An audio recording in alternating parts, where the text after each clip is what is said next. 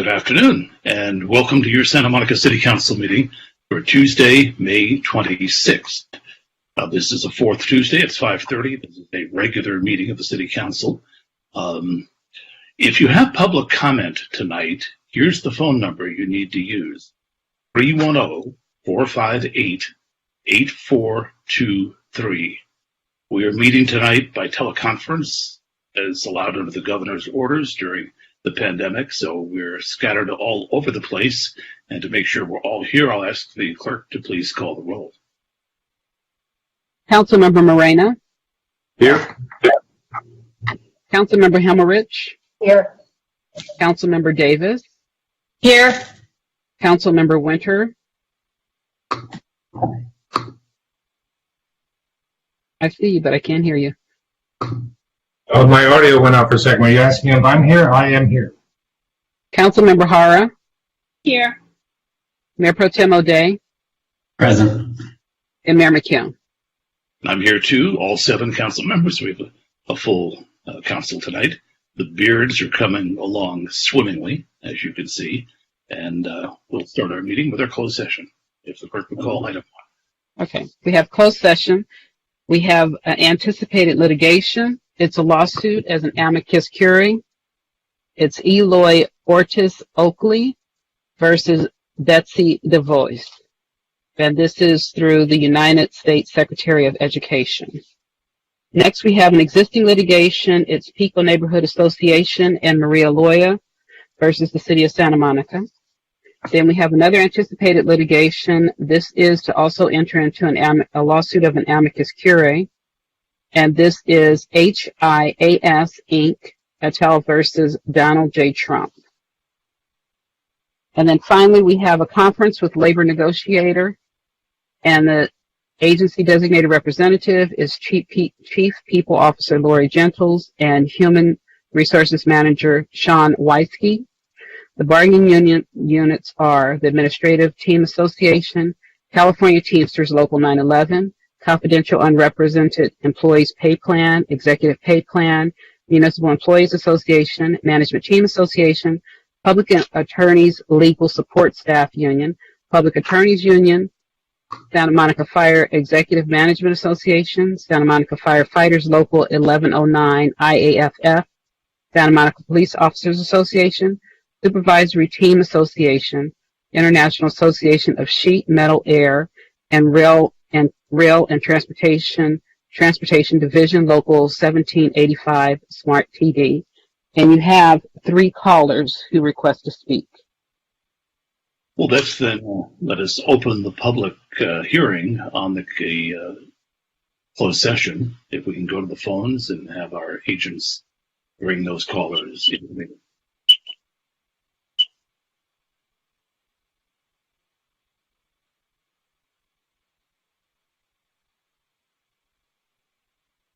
I think you said we had 3. Can you connect the first one? Yes. Yeah, we're just waiting for them to come into the meeting. They're transferring them in. And there's actually 4 callers now, Mayor. We will consider those timely.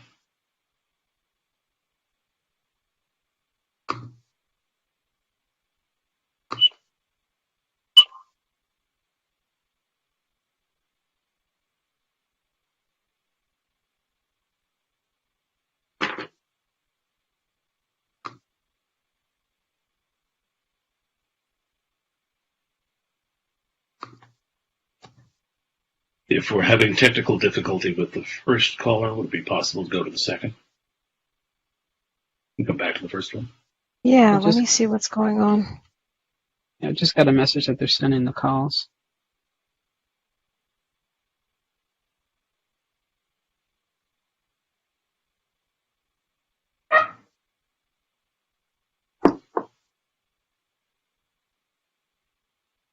Someday we'll be back in City Hall, but for now, do what we can.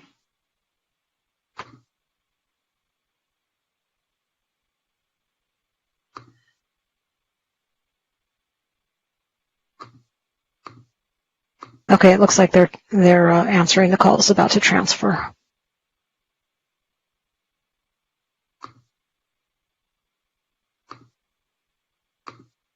we go.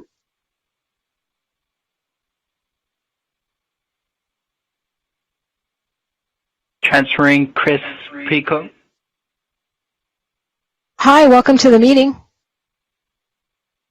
Hello. Hello, esteemed council members. My name is Chris Pico, a resident of Santa Monica and data science administrator in the Human Services Division.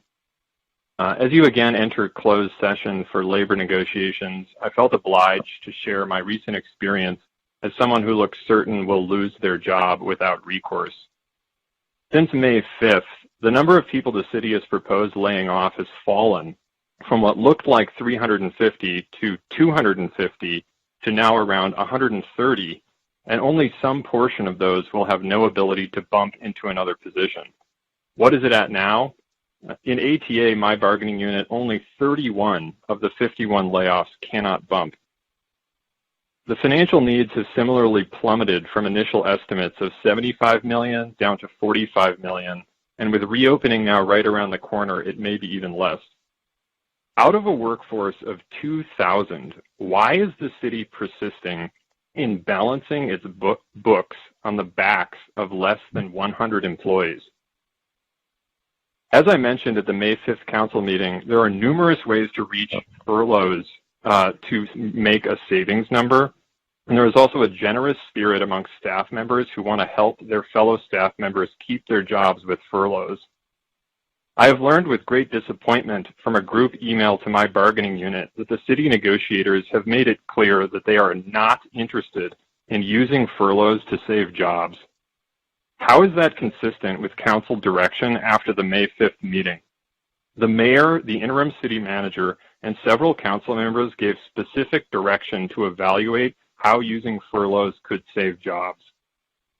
Please stop to reevaluate whether, now that some of the dust has settled, there isn't a way to save the jobs, health insurance, and service of my and the other 80-plus staff members who will soon be filing for the $1,450 a month California unemployment benefits. Thank you very much. Thank you. Transferring Adriano Yosef. Hi, welcome to the meeting. Hi, hello. Should I Hello. begin right now? You should, yeah. Yeah. Okay. I'm calling as the son of a crossing guard who's been blessed to be an employee of the city for almost 30 years, descending when the city abruptly laid off workers during the quarantine. The news came as a shock because it was permanent. It wasn't a temporary measure. It was permanent, which doesn't really make sense considering that students will inevitably return to school. Student safety is statistically proven to be buffered and assured by the lives of crossing guards, and their death or the casualty of risk might have even been higher if crossing guards are not even there on the job. The multiplier effect of crossing guards as influencers of safety has been really overlooked. Drivers in the community are influenced by the behaviors that they see commonly on the street. But I understand that you all are concerned about the budget and finances. But how will you replace crossing guards with what? Private contractors, mercenaries that don't even know the lay of the land, that don't provide the same type of intangible intelligence about a community the same way that a crossing guard knows, and that is akin to the same type of special knowledge that political insiders have about Congress and how investors have about financial markets. Businesses also benefit from customers who refer tourists and other people to them. Crossing guards also assist in the gentrification of an area as a whole and to the greater sense of communal investment that people have, and this could be seen in Virginia Park. And since you all are also concerned about finances, obviously, in the economy, families moving into cities constantly look for safety and the quality of education in schools. Now, when that's not even present, how will people even consider Santa Monica again for as a place to live, as a place to place a lot of money? If these measures or draconian measures are not scaled back, we're not in line to progress as being a community that many people want to see. Thank you. Okay. Thank you so much. You're welcome. Thank you. Transferring Denise Barton. Hi, Ms. Barton. Welcome to the meeting. Good evening. Let's review how you're working the judicial appeal system for the district voting case. You set up the appeal from the start, taking it to Judge Elizabeth A. Grimes, who worked for and became a partner at your lawyer's law firm, Gibson, Dunn & Crutcher. I'd also encourage everyone to look up Elizabeth A. Grimes at underdoglaw.com to see the kind of judge she really is. There, under Law Monster, you will find she will support any governmental agency on any issue over you. Then under Biz Lawyer, you will find it's her I don't care attitude, which just screams lack of judicial temperament, in addition to favoring governmental and big business. So since you're hoping to win the case, that doesn't show much confidence that you'll win the appeal. And here I'd like to draw your attention to the front page article, Santa Monica Continues District Election Appeal Despite Budget Deficit, in the May 22nd to 28th, 2020 Santa Monica Mirror, where the thing that caught my attention was your lawyers basically giving you up by repeating that you were being disingenuous, with the definition of disingenuous being lacking in frankness, candor, and sincerity. Would that mean you've been blatantly lying to everyone for your ego and desire for more power and control? Because at this point, it really doesn't matter if you're lying about the cost or your hopes of winning the case.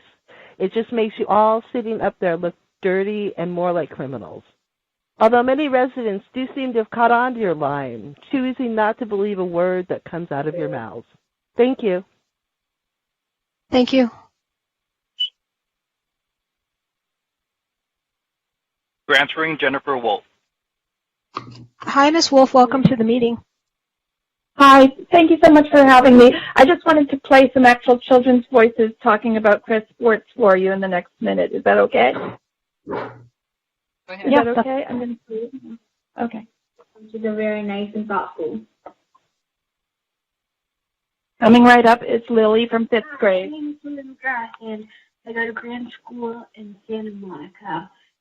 I've been doing Chris Sports for about 3 years now, and I really love it. I get to be a part of the team, which is nice because I've become closer with other kids that I'm not really good friends with. I also get to have fun during games and learn new sports and new moves. So please, don't get rid of Chris Sports. Please say Chris Sports. Save Chris Sports. Please save Chris Sports. Please save Chris Sports because I really want to try out for basketball again, and maybe I might do volleyball. And I really hope I'll do it in Chris. So once again, please save Chris Sports. Please save Chris Sports. I've done it for years with my friends, and I've had a good time, and most of the coaches are very nice and thoughtful. Thank you so much. Please save Chris Sports. Our children of Santa Monica depend on it, elementary and middle school. Thank you so much for helping us with this. Please, please, please do not eliminate Chris Sports, item 8A. Thank you. Thank you. That was the final caller, is that right? No, there's two. Transferring Irma Haro. Hi, welcome to the meeting. Yes, dear esteemed City Council member, I address the Council and ask that you review the Santa Monica Plan for the Future attachment presented to the City Council meeting on May 5th, page 27. The supervisor who oversaw 3 departments chose to keep traffic signals intact with 3 employees, parking meter intact with 3 employees, yet laid off all but 1 employee in traffic science and marketing, eliminating the employees who possess the special certifications, license required for that department. Only 1 traffic sign marketing employee was sent to parking meters to form this new department. This combination impacted the rights of the qualified employees that were laid off to bump the unqualified meter employees because their department was eliminated and combined. I ask, who will perform the work done by the traffic signs marketing that require TCSA license? Surely not these unqualified meter employees in the new combined department. They do not possess the required licensings to operate a bucket truck. use paint striping machines, replace signs that are blocked off for the streets per the city engineering plan. Most of these jobs require 2 employees. If a worker's up in a bucket truck, an employee must be on the ground directing traffic and coning off a street per TCSA regulations. With only 1 person now in that new combined department with required license, the city will need to outsource to non-union contractors. So what is the true amount that is cut from the budget? This leaves a warehouse with thousands of dollars of signs, paint, and equipment, highly expensive trucks, bucket trucks that were newly purchased for traffic signs marketing. The employees that were laid off are cross-trained in meter. If a meter is broken, it is bagged. It is repaired later. Most require new batteries or just an adjustment to a timer or a jammed item in the meter. This is inconvenient, but not a probable liability. What if a sign goes down during an act of nature or vandalism? How long will it take to get an outside contractor? Because the city only has 1 employee. A stop sign was down today on 11th and San Vicente, and my husband Thank replaced you. it. Thank you. Your time is up. Thank you. Granting Laura Lee Ash. Hi, Ms. Ash. Welcome to the meeting. Hello. Good evening, Mayor and council members. I'm Laura Lee Ash, 45-year resident, retired 29-year city employee, founding member and former president of the Coalition of Santa Monica City Employees. The city of Santa Monica is known for its progressive services, programs, and forward-thinking ideas. We are also known for embracing the value of fair wages and health care for all. For those of you who were not on the dais in the year 2000, an inadequate health care plan is what drove the leaders of all 9 non-sworn bargaining units to form the Coalition of Santa Monica City Employees. Our goal was to work together to find a comprehensive solution and to bargain as a unified group with the city. The coalition was embraced because the value of health care for all employees at all levels of the organization was determined to be a universal benefit that should not be denied due to status in the organization or salary level. The end results benefited both the employees and the city. Fast forward to 2020, in the midst of a global pandemic, you've authorized layoffs of over 150 full-time employees, and your negotiators are not making any effort, it seems, to deal with across-the-board positions via furloughs to save the services our community embraces. I know that we can do better than this, but to avoid adding insult to injury, please direct the city's negotiators to provide any laid-off employees with medical insurance, not cash in lieu. It seems your directive regarding health care was misinterpreted by staff. The end result to the employees taking VESIP was an erosion of their ability to get adequate health care. This will occur again with those being laid off. You have the ability to remedy this before it is too late.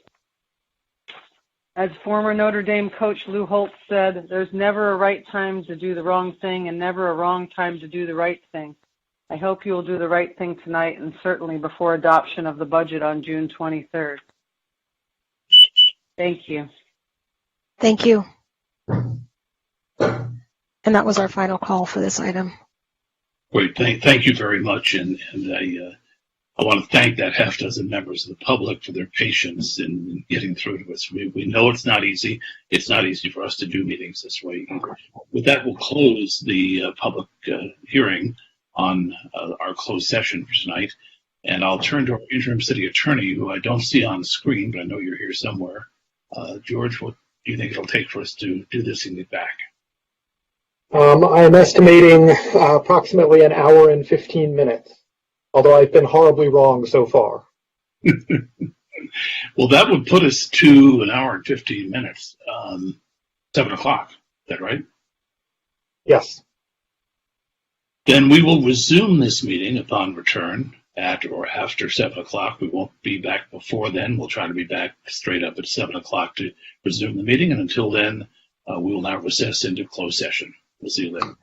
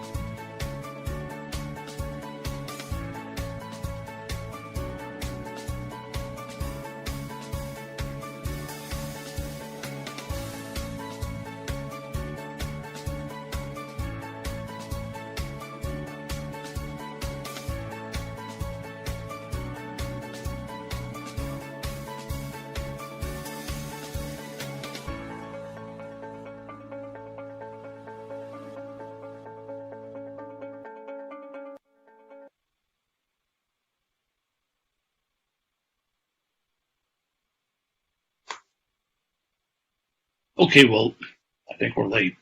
Sorry, we took a little longer than we thought, but we're back with your Santa Monica City Council meeting for Tuesday, May 26th. And we have just completed our closed sessions and are now resuming the public portion of the meeting.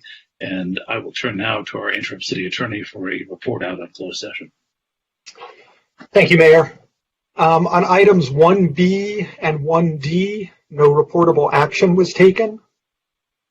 On items 1A, which was request to enter into the lawsuit as an amicus curiae, we recommend that the council authorize the city to sign on to Los Angeles County's amicus brief supporting the California Attorney General's request on behalf of a number of community college districts for a preliminary injunction precluding the U.S. Department of Education from enforcing eligibility requirements that would exclude undocumented immigrants, DACA recipients, TPS holders, and asylum seekers, among others, from receiving aid allocated by the CARES Act for all students, regardless of immigration status. So we'll entertain a motion on that. I will move we join the amicus brief. Second. Moved by Winter. I really couldn't tell who got the second. I'm going to give it to Councilmember Hara. So on a motion by Winter and a second by Hara, could the clerk please call the roll?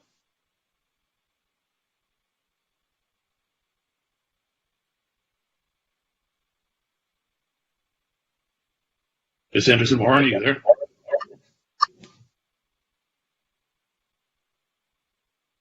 Oh no, she's unmuted. Let me see if I can get her on.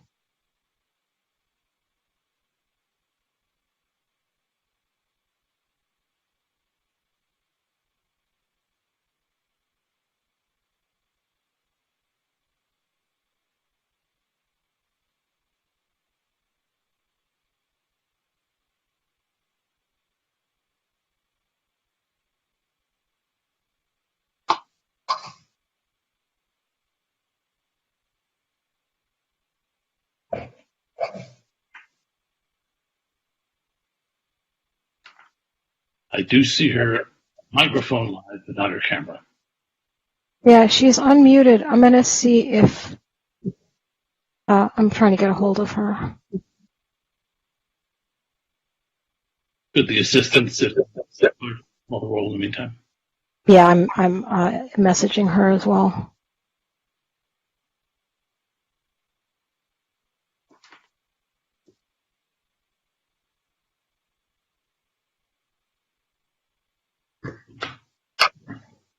Mayor, maybe you could call the roll. I was wondering whether that's kosher or not. I don't know, since I'm one of the people voting.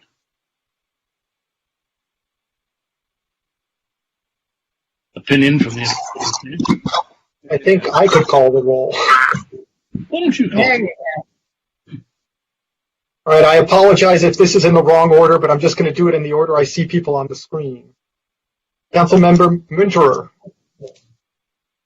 Yes. Councilmember Morena. Here. Is that a yes on the decision, on the recommendation to enter into the amicus brief? Yes. Sorry, yeah. Sorry, Councilmember Himmelrich. Yes. Councilmember Hara. Yes. Councilmember Davis. Yes. Councilmember O'Day. Yes. Sorry, Mayor Pro Tem O'Day. That's all right. Mayor McCune. Yes. So we're in by 7. By my tally, it's 7-0 unanimous in favor. That is correct. And the next item. Moving to item 1C, which is again amicus curiae brief. Again, we recommend that the council authorize the city to sign on to an amicus brief to be filed by a coalition of cities, counties, and mayors led by the city of Los Angeles, supporting the affirmance in the United States Fourth Circuit Court of Appeals of a district court's issuance of a preliminary injunction that bars the federal government from enforcing an executive order that would give states and likely counties a veto when it comes to refugee resettlement, eliminating cities from their traditional role in the consultation process of resettling refugees. Move to sign on as an amicus. Second. That time was pretty quick. Moved by Councilmember Davis and seconded by Councilmember Morena. And if the clerk is back, she can call the roll, or the interim city attorney. Not hearing from the clerk, I will proceed to call the roll.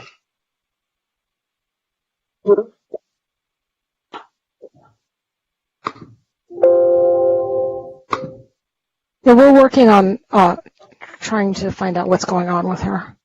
Okay, let's go ahead, George, if you would. Councilmember Winterer? Yes. Councilmember Morena? Yes. Councilmember Himmelrich? Yes. Councilmember Hara? Yes. Councilmember Davis? Yes. Mayor Pro Tem O'Day? Yes. Mayor McCune? Yes. Once again, a unanimous 7-0 vote at City Council to sign on to that. That'll conclude our closed session announcements and move us on. If I call the next item instead of the clerk, does that bump me up into a higher pay grade or create any problems for the city? Because I think we ought to just move on and while we're solving the technical problem rather than have the whole city wait while we get the clerk back online. So I'll move us on to item 2, our special agenda items. And the first of that is a commendation for 126 city employees who have left us. In some ways, tonight, we're going to have the first real positive thing we've gotten to do in a while because we're going to look at restoring some jobs, some programs later tonight. But in the process of getting to being able to do that, we had a voluntary retirement program that was accepted by 126 dedicated city employees who collectively had given more than 2,700 years of service to the city of Santa Monica. And so while we're very grateful they did it, it's not really all that easy. These are people we have worked with closely over many years. They have led, built, and contributed to all sorts of groundbreaking projects we've made and the infrastructure that makes Santa Monica such a special place. So what I'm going to try and do tonight on behalf of the council is acknowledge and recognize just a few of the 126. We can't go through everybody, but we do thank them all for being leaders, really, and being willing at this point to step aside so that we can do what we must with the budget and so that other city employees can keep their jobs. So I want to just go through a few here and express the council's great gratitude for the service that these and other departing employees have given to our city. And the first I'm going to note is somebody that we all know from the city attorney's office. Erica Matsumoto served as a skilled litigator and transactional attorney in the CAO for 30 years. She worked with virtually every department with a wide range of accomplishments that included helping to create and maintain a variety of important public spaces, including the pier, the Annenberg Beach House, and the farmers markets.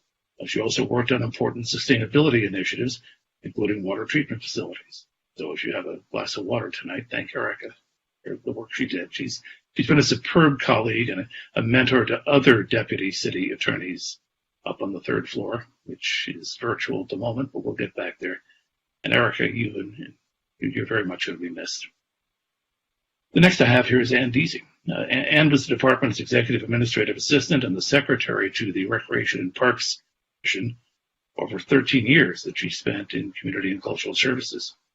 Her pleasant demeanor, her willingness to always step in and help at an event, and her knowledge of city programs that extended well beyond the CCS department helped to guide many people on city staff, commissioners, and many community members on a daily basis for all those years. She too will be missed. These are people who have volunteered to leave the city, and we are grateful they did so, but it's tough to say goodbye. Carlos Hernandez served as a dedicated motor coach cleaner for over 32 years. Carlos ensured that Big Blue bus customers were welcomed by a clean bus during their daily commutes, and he was responsible for cleaning well over 1 million buses during his tenure at the Big Blue Bus. His dedication to our customers and colleagues will be greatly missed, and we wish him the very best for the coming years. Lindsay Haley, who we all know from the city manager's office, started with the city down at the information desk at City Hall over 20 years ago. She was the smiling face that greeted staff and any community member who came into the city manager's office more recently. Whether by phone, email, or in person, Lindsay handled the most difficult and complicated customer service challenges, we'll call them, with a calm demeanor. She often de-escalated conversations and identified what information to share or to learn how to resolve the problem. She was a role model for doing her job with grace, patience, smarts. Thanks, Lindsay. Barbara Collins from Housing. She served as the city's housing manager for 12 years. During that time, she helped to finance hundreds of new affordable homes, expanded the city's housing voucher assistance program, piloted new programs to support low-income residents, and adapted existing programs and policies to better address existing and emerging community needs. I wish this list weren't so long and so personal. Alex Tombras joined the city of Santa Monica in February of 1998 as a systems administrator. At that time, the city had one Windows NT server and 6 Novell servers. This is old tech speak. ISD had no backup solutions for those servers, and the cloud was a term used by TV weather people. It wasn't something that IT people used at the time. In the ensuing years, Alex transformed the city's systems infrastructure, helping to establish a robust enterprise-class computing environment that is second to none in municipal government. So Santa Monica, the way the city runs, will for a long time to come have to do with the work done by Alex Tombras. The 10 library staff members who took the early retirement, among them represent over 180 years of service to the city. Lucy Baddeley dedicated 34 years to this library. From witnessing aisles of fallen books and debris after the earthquake in '94 to welcoming the opening of our new main library in 2006, she embodies the library's commitment to excellent customer service by helping library visitors each and every day, ensuring that people get connected to the information and the services they need to live better lives. Vanessa Butts worked for our city of Santa Monica since 1982. She's been an invaluable member of the Santa Monica Police Department. She was assigned to the Criminal Investigations Division as the Police Records Supervisor. Vanessa has a passion for public service and a great ability to lead a team. She's recognized as our Department of Justice expert in police computer system security. Her knowledge and expertise will be greatly missed. Public works staff that took the early retirement represent, get this, over 1,000 years of service to our city with an average of 25 years. Yasuyuki Matsumoto has been our most long-standing team member with 41 years of service. Yas has always shown up to work with a happy attitude, ready to roll up his sleeves in his role as a groundskeeper in water resources. We'll greatly miss these dedicated public works employees. They've worked diligently to provide critical services to our community. Lynn Walton Gonzalez worked in the planning department for over 36 years. As the principal analyst for the department, Lynn managed all aspects for human resources, budgeting, and agenda management, including hundreds of council staff reports, which we have read and appreciated. Lynn also contributed to the camaraderie in that department by planning many events and Dodger celebrations, and she promises to come back for the World Series party whenever that happens. Fire Code Enforcement Officer Marcos Simato leaves the city of Santa Monica after 5 years of service. Marcos enforced the fire code with a passion for providing excellent customer service. He was one of those people who could shift gears where and when needed to lend a hand, whether it was teaching the community disaster safety skills or taking on support duties for the LA Marathon. These last few months, he supported our Emergency Operations Center in logistics. Marcos' can-do attitude and work ethic will be greatly missed by our city. And finally, Imelda De Leon started 18 years ago as an accountant. She was later promoted to senior accountant. Imelda's greatest contribution to our city was as the inaugural senior grants analyst in the finance department. He helped secure a $2.8 million final settlement from FEMA of the 1994 Northridge earthquake, and she developed the process that we use to monitor grants citywide. Imelda demonstrated on a daily basis how much a person who is talented, motivated, and knowledgeable could accomplish. Talented, motivated, and knowledgeable speaks to all 126 of our city employees who have voluntarily this point taken retirement as part of the restructuring we're finding ourselves forced to do due to the economic collapse after the coronavirus pandemic hit our economy so terribly. Again, on behalf of the council, we just thank you all who've made the sacrifice. We truly appreciate your service, and we wish you the best with the rest of your lives. So that commendation is one for tonight for the 126 city employees. If the clerk is back, she can move us on to item 2B, or I will do that myself if she's not. Are you here, Denise? She's going to be logging back in, but Nikema said that she could cover. Go ahead and call item 2B then. Item 2B, a commendation for Katie E. Lichtig, Assistant City Manager, Chief Operating Officer. Now, when someone uses your middle initial or your middle name, kind of like when your mom was upset with you, but we're not upset with you, Katie. We're upset we're going to have to say goodbye to you.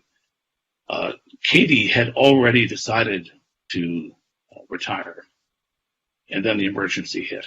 And being who she is, Katie decided to stick with us. And only now at the end of this month will she finally be leaving for a well-deserved retirement.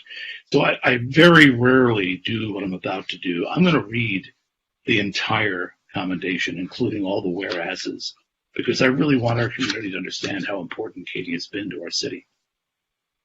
Whereas after 35 years of stellar public service in federal and local government, with the city of Santa Monica extremely fortunate to have had her on our team for a dozen of those years, Assistant City Manager Katie Ellen Lichtig will retire later this month.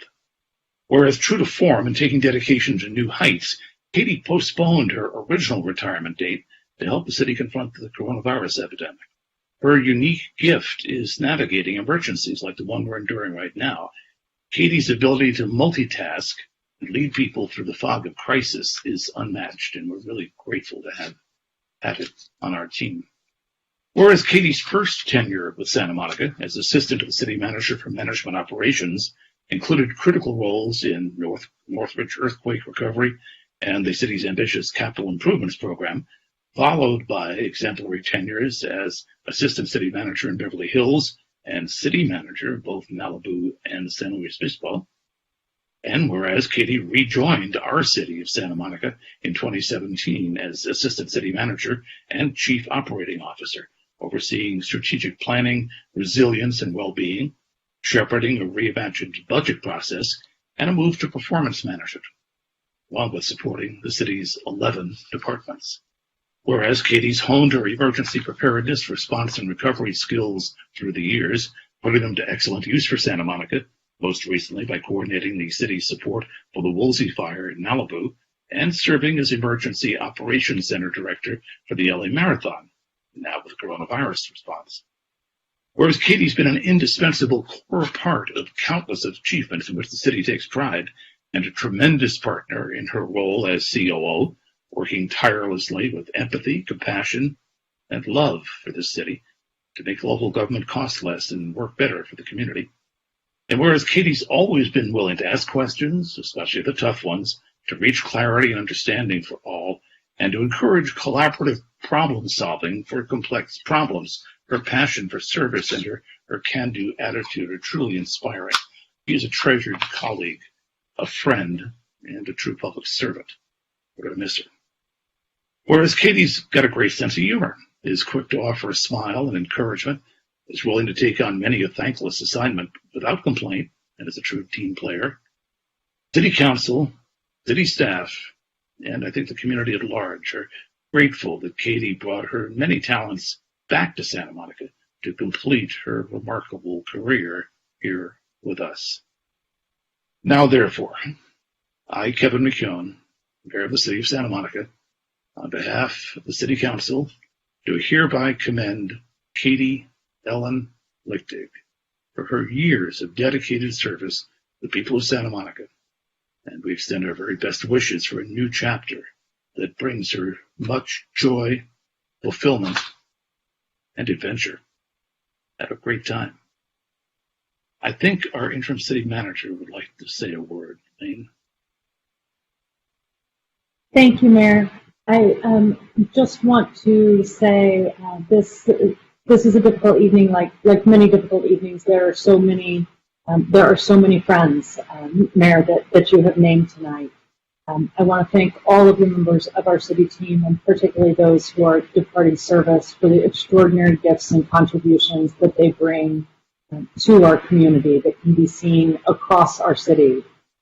I particularly want to thank Katie, who stepped in at this emergency in a moment when she not only could have stepped out, but had already said that she was departing. She stepped back in to help see the community through the coronavirus crisis.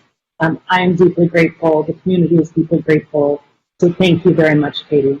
And I will turn to Katie. Yeah, Katie Ellen Lichtig, we'd like to hear from you.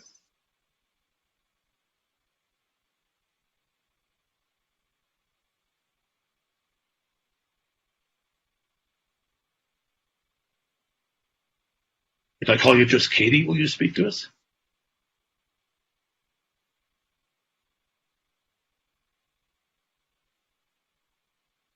Well, unfortunately, we seem to have difficulty connecting to Katie. She's You're muted. back. There she is. We hear you now.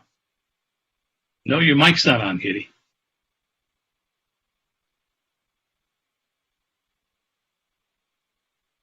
Still not. We will wait. This is worth waiting for.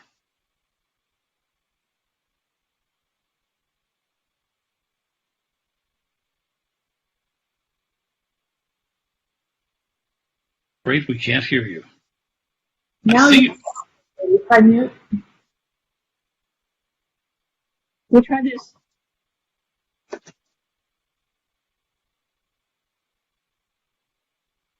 Katie's putting on headphones. I can see that. Yeah, can you hear me now? Yes, we can. Yay! You really don't want to leave, do you? That's the trick. Yep. I don't want you to leave either. I apologize for the technical difficulties. That was completely of my own doing. User error, as my colleagues in the city manager's office would know on a regular and ongoing basis. I like technology. Some days it doesn't like me so much. Is it my turn? I'm sorry. I hit the wrong button for a second. So it looks like it is. You said a bunch of wonderful things about you. I heard everything up until Lane said the most wonderful things, and she said it before, and so I do imagine what she said, and I do appreciate it very much. I just wanted to thank you. I appreciate the opportunity. I do want to thank the council for the gear that I'm wearing. It was a gift from the council, and the note was amazing. From the mayor, it said, wherever you go, whatever you do, you'll always be in the heart of Santa Monica. And that is absolutely true. Many of you know that I grew up in West Los Angeles. I went to Station 25 every summer, almost every day, taking the 8 Big Blue bus to the beach by Eddie's Liquor. Got off the bus at Eddie's Liquor at Ocean Park and Main Street. When I joined the city of Santa Monica back in 1992, it was like a homecoming for me. And since that time, I have spent, I did a quick calculation, and I spent almost 215 days of my life at city council meetings.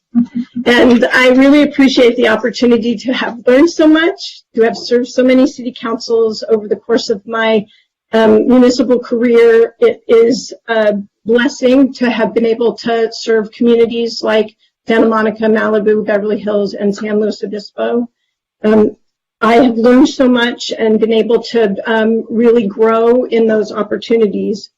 I'd like to take one quick opportunity to give a shout out to my father-in-law, Leo Loranger, who has made up stories about me forever and ever and ever. And I hope that what was said tonight makes part of what he has told his friends up in Northern California halfway true. I'm surrounded by lifelong friends that I've made through my work, and I can't think of anybody else that I'd rather spend time with than my colleagues in Santa Monica, Malibu, Santa Monica, Beverly Hills, and San Luis Obispo. I've been surrounded by incredibly smart and talented council members and colleagues. And honestly, through the earthquake, floods, fires, mudslides, gas plumes, Great Recession, pandemics, I have learned the best about people. And I'm really glad that I did, because they're the ones who make this city great. And so again, I would like to thank you for allowing me to make my dreams come true. The Athenian Oath says that when you leave the last day, hopefully you've made the city greater and more beautiful. And my hope is that I've been able to do that for the city of Santa Monica. So again, thank you very much for this recognition. It's very, very humbling, and I appreciate it very much. Katie, let me just one more time say how meaningful it was and how helpful it was that you delayed your retirement. I mean, you're getting out now before the next disaster hits, and that's a good thing. But you've helped us through this disaster in a way that nobody else was positioned to do. And having your steady hand at the helm through the worst of this has just meant the world to me, to our city council, and to our entire city. Again, thank you. With that, I think we're still in our 2 items. Is the clerk back to move us to 2C? Can you guys hear me? Yes. Welcome back. Thank you. Okay. I could hear you guys, by the way, the whole time. City Manager's Report Economic Recovery Update. And we have no call and request for this. No speakers. We'll turn to Interim City Manager Dilg. Mayor and members of the council, I'm going to turn to our Economic Recovery Task Force team to share with you our latest update on the economic recovery front.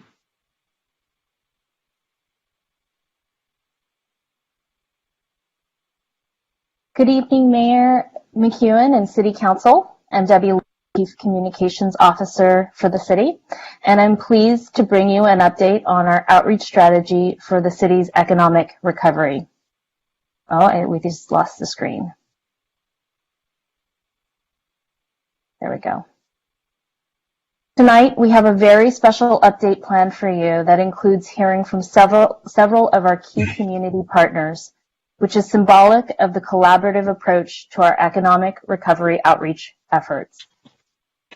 As you know, we've developed a cross-departmental staff task force focused on a successful economic recovery for Santa Monica. We are working closely with community partners, and together we are mobilized to support a unified message of recovery. I'd like to take a brief moment to recognize the individuals that have contributed time, resources, and expertise to move this outreach work forward. Erin Taylor, the city's Senior Marketing Manager, Shannon Doubt, the city's Cultural Affairs Manager, Jennifer Taylor, the city's Economic Development Administrator, Misty Kearns, Kim Sidoriak, and Lauren Salisbury from the Santa Monica Travel and Tourism Office, Laurel Rosen from the Santa Monica Chamber, Nagin Singh and Elise Levin from Santa Monica Pier Corporation, Mackenzie Carter from Downtown Santa Monica, Inc., Hunter Hall from the Main Street Merchants Association, Albin Gillick and Kara Taub from Montana Avenue Merchants Association, Jan Williamson from 18th Street Complex, John Landris, a resident and also a member of the Planning Commission, and Stephanie Eglin from Santa Monica Place. Now that you know who we are, tonight we will share an overview of our approach to outreach. This group has come together and committed to coordinate resources and leverage our communications channels to maximize our reach and to speak in one voice about recovery. We will work closely with all the other task force tracks from the Economic Recovery Task Force and our Emergency Operations Center.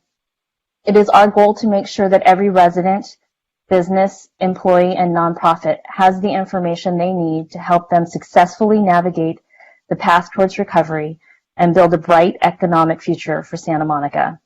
Our outreach efforts will range from downloadable and designed toolkits to ease business reopening to homespun grassroots efforts to get the community involved. So now I'm going to hand it over to Nagin Singh from the Santa Monica Pier Corporation to share details on how we will work together. Good evening. Our teams and organizations have come together to amplify a unified message of economic recovery. Together, we have a loud microphone that can be used in different ways. We are many organizations with far-reaching social media followings, with large newsletter bases to segmented audiences, websites with heavy traffic, mailers, ample signage opportunities, press relationships, and more. Together, we will be able to effectively reach our residents, businesses, employees, and others in need. A note on equity and accessibility. It is important to note that this pandemic has impacted our individual communities differently, and the language we use needs to reflect our commitment to equity and accessibility. We understand that this recovery will not be one size fits all and needs to communicate resources and guidelines appropriately. From using certain social media channels to reach a younger audience, to working with nonprofits to get specific messages and resources to those who may be harder to reach, to the strategic placement of physical signage, we will need to use the full breadth of our channels to reach and help all of our different community members. We will also be providing key messages in English and Spanish. Now I'd like to introduce Santa Monica resident, Montana Merchants Association, and Santa Monica Travel and Tourism Board member, Albin Gaelic. Good evening, Mayor McEwen and council members. Nice to see you all. We have a common understanding that in this moment of unparalleled uncertainty, our residents, workers, employers, helpers, the unhoused, our first responders, and many others are all looking for answers on how we operate in this new normal. So our group has come together to create Santa Monica Cares, which is an outreach effort intended to inform our community on recovery efforts and how to reopen Santa Monica safely. We will provide streamlined and timely information for residents, businesses, and other stakeholders. In brief, I think let's move to the next slide. In brief, our overall objective of Santa Monica Cares is to reassure the community that we are open for business in a safe and compliant way. This is important for all community members, residents, businesses, nonprofits, and all other stakeholders to be reassured and continually informed and provided with practical tools that ensure a successful reopening. Moving on to the next slide, we understand the importance of our role to ensure that the success of our community's reopening hinges on people knowing what they can do and when they can do it, all in a rapidly changing environment. It is essential we streamline the flow of information and its dissemination to all stakeholders. So, we are working closely with the City Emergency Operations Center and the City Staff Economic Recovery Task Force to guide our messaging and share information related to work happening in the other tracks. For instance, Business Retention and Reopening track will help businesses learn about how to reopen quickly and more flexibly through different configurations and requirements, and marketing and outreach support via existing partnerships. For the business processes, permits, and costs track, we will share things like any ease restrictions, costs, and time required to modify or start a business in post-COVID-19 Santa Monica. We are very excited about the community economic development, and we will help promote resource opportunities such as job fairs or web-based listings in order to connect displaced workers to jobs and other resources. Then, of course, for the federal state resources team, we would help them share information that leverages technical assistance for local businesses and accessing loans, grants, and other stimulus resources. Moving on, I'd like to pass this on to Aaron Taylor from the city's communications team.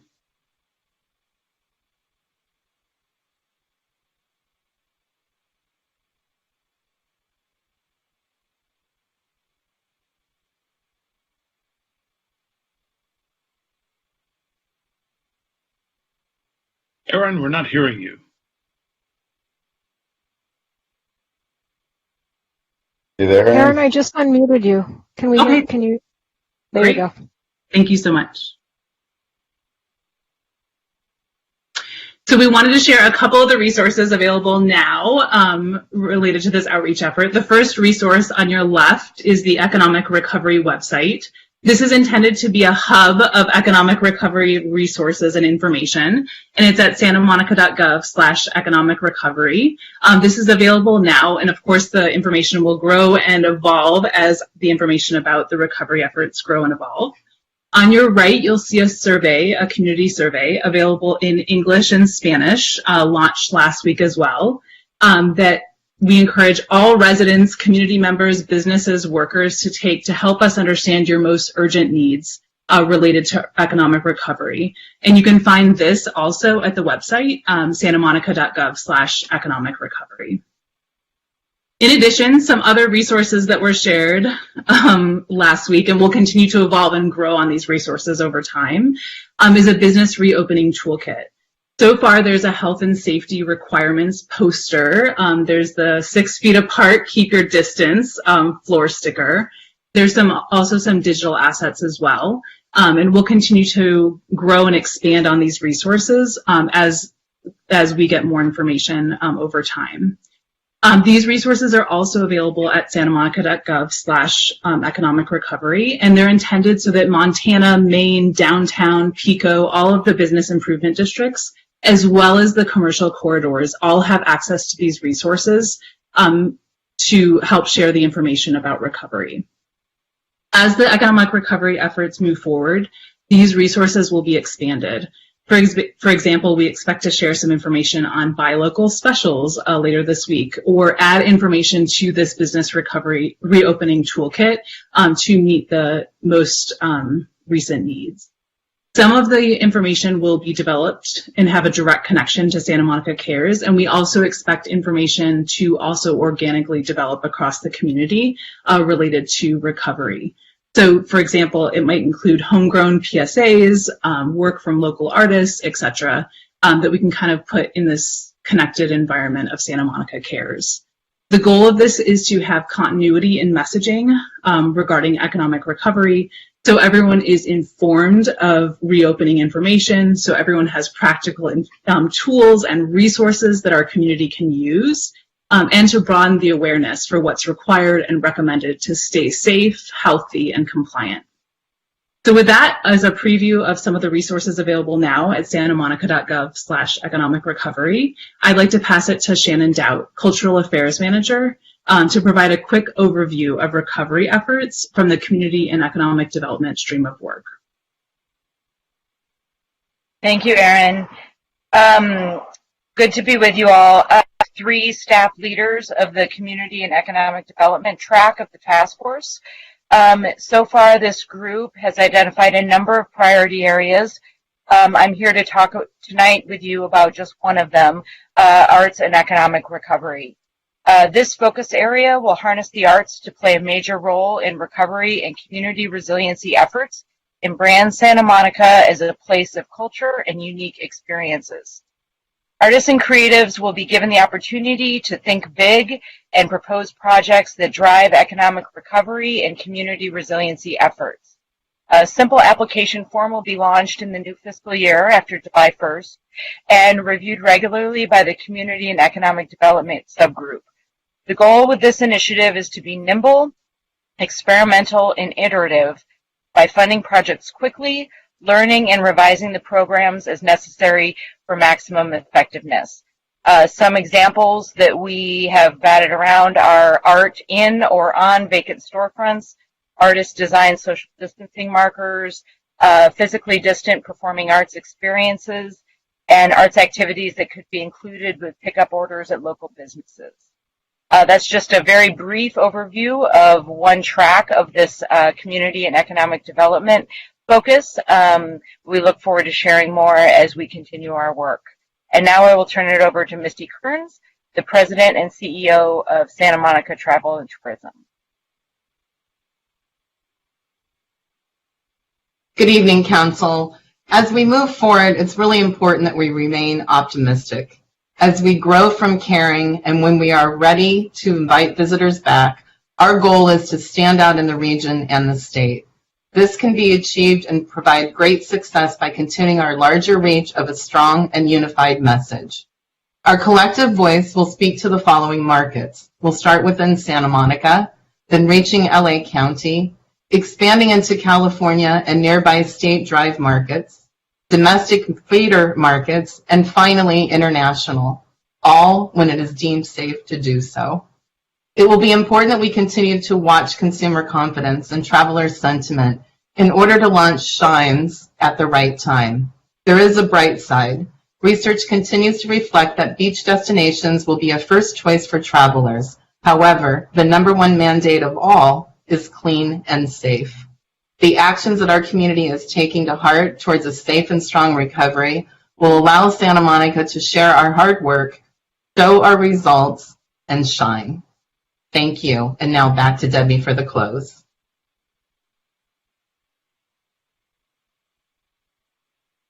Thanks, Misty. Just this afternoon, LA County approves Phase 2 of reopening. So starting this week, you'll see Santa Monica Cares out on all of our Santa Monica channels promoting our business toolkit, community survey, and web portal. In the coming weeks, we'll be sharing information on training opportunities for businesses and the community on sensitivity and clean and safe certification. The Shines program will launch as health orders lift, and we are ready to welcome visitors back to our city. Meanwhile, our outreach team will stand ready to connect businesses and residents to the latest vital work our city colleagues on the task force will rapidly roll out in the coming days and weeks to advance our recovery, including restricting major streets to car traffic, expanding outdoor dining and retail options, and providing further extensions on business permitting fees and entitlements. I want to thank all of our partners again for their collaboration to ensure our community hears all of this messaging on recovery. This concludes our update, and we're happy to take any questions that you might have. Thank you. Let me get our screen back so the council can see each other. And I do not see any questions. I just want to add something I think it's really important. As we move into expanded recovery, that means more and more of us running into more and more of us in public spaces.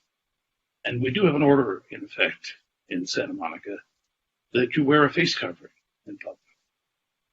And that's to protect other people.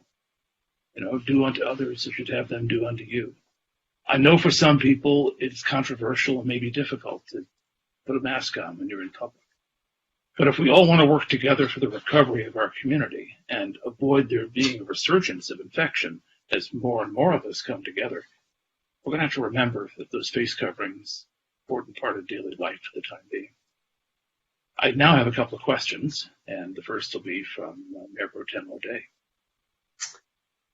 Thanks. I have a question for Shannon. The artwork that you're talking about, would some of that be performed by the group Beautify Earth that's been doing great murals all over town?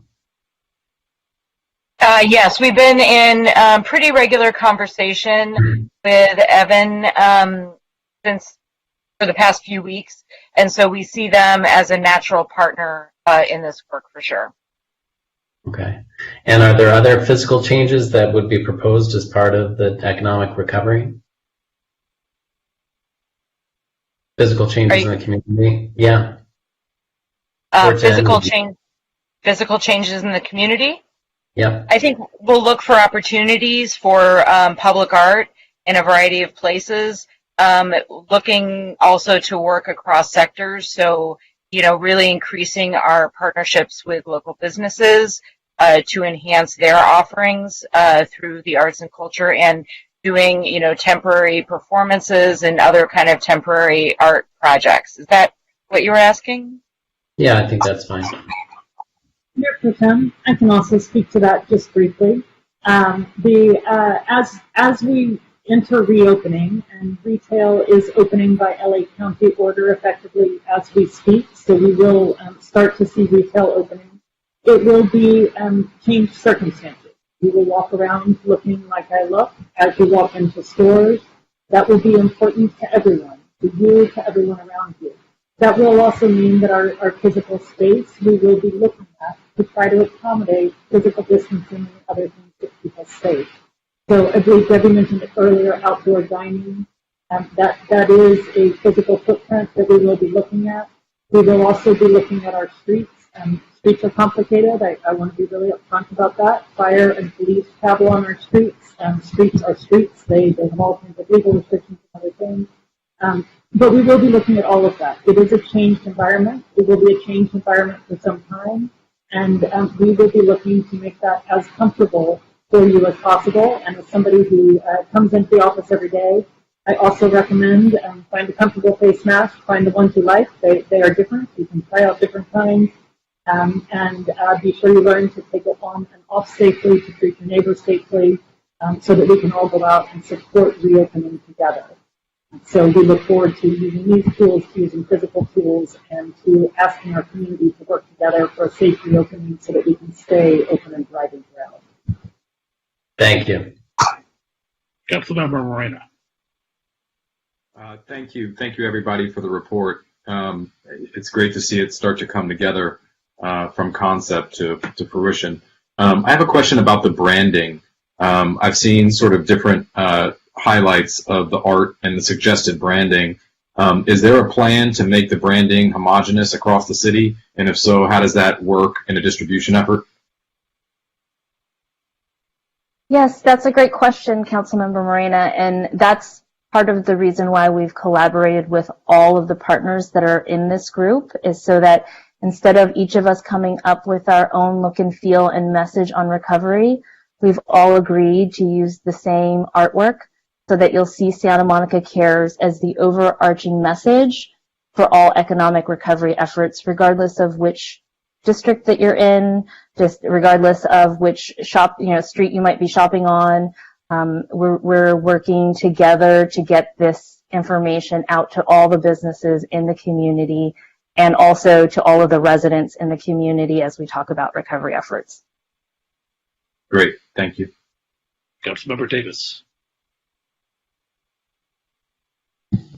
Yeah, I mean, I appreciate the communications outreach. I will say over the last weekend, it appeared to me that we had done a better job of communicating, for example, our wear a face covering when you're out in public requirement to our residents as opposed to people who were visiting here. If you walk down Main Street or went on the beach, and the people I recognized were wearing face coverings, the people who had clearly sort of come for the day to picnic or hang out were not. And so I'm wondering, how are we going to get the message about our requirements out beyond our borders? I mean, obviously, some of it's self-enforcing if you have to wear a face covering when you go into a store, for example. But I think it really is important if we're going to get to stage 3 and 4 of opening up that people get in the habit of wearing a face covering, as our interim city manager currently is. And I'm just curious, what's that outreach effort going to be? Because I think that's where we're having the biggest problems with compliance, if truth be told. Yeah, I agree with you on that, Councilmember Davis. And I will say that we have several different platforms that we're going to use to reach different audiences. So when we talk about reaching visitors that are coming from outside of Santa Monica, I think that when you see our partner list, and we have a reach that goes regional and all across the state and then even international. So we're going to reach them with information on how they can be safe in our community, and then also be equipping our businesses with signage and our public spaces with signage, so people that know that when they're here, they're expected to be wearing face coverings and to be safe in our city. So that's a two-pronged approach. We can use platforms like social media, email outreach, and then, of course, some advertising as we can afford it. Councilmember Hara.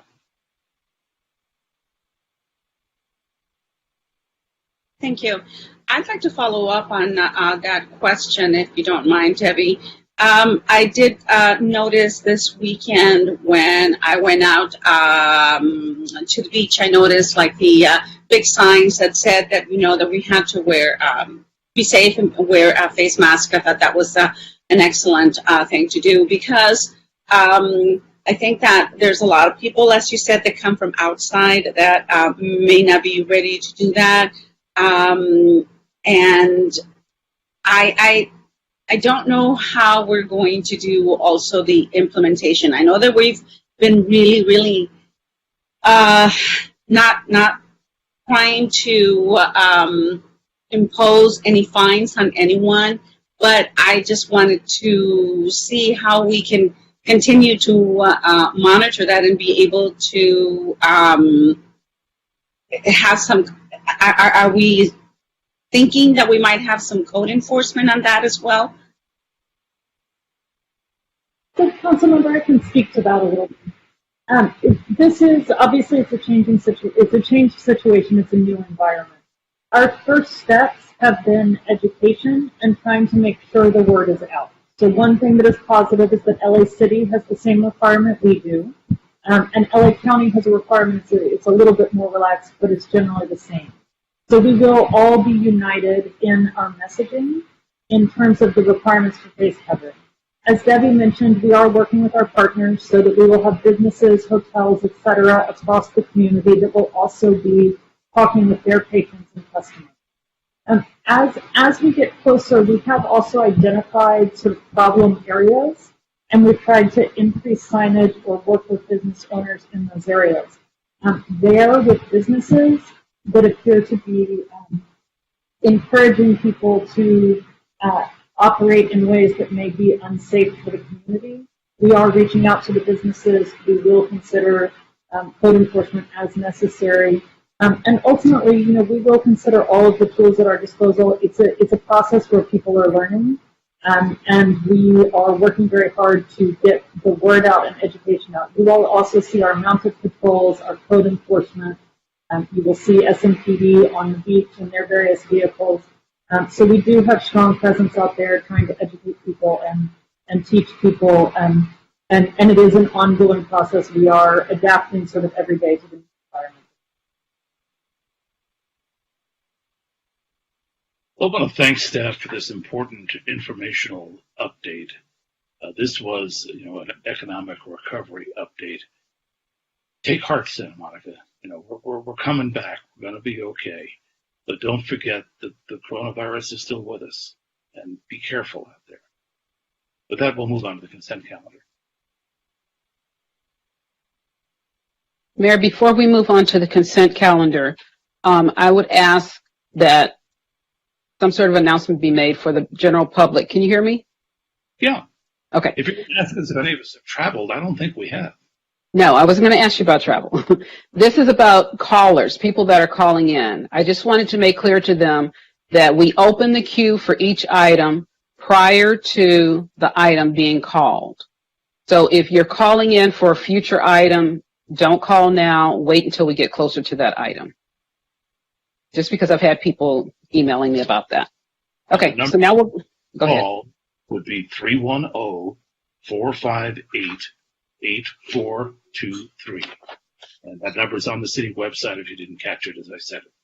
And with that, now we'll move to the consent calendar. Okay, so the consent calendar, all items will be considered and approved in one motion unless removed by a council member for discussion, and we have one caller in the queue. Let us then open the public hearing on the consent calendar. Transferring Denise Barton. Hi, Ms. Barton. You're in the meeting. You have 2 minutes. Good evening.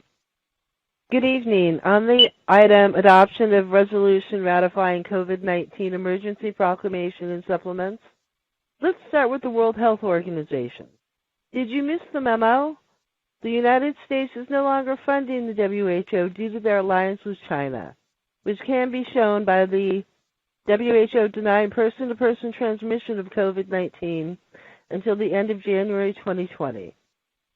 So by this action, would your alliance be with China, not with the residents of the city, which we already know, the city of Santa Monica, or the United States? You also are now hiring by appointment, which I have to question, considering the financial position the city is in due to COVID-19. But what am I saying? You're going to restart hiring immediately, as can be seen in item 8A tonight.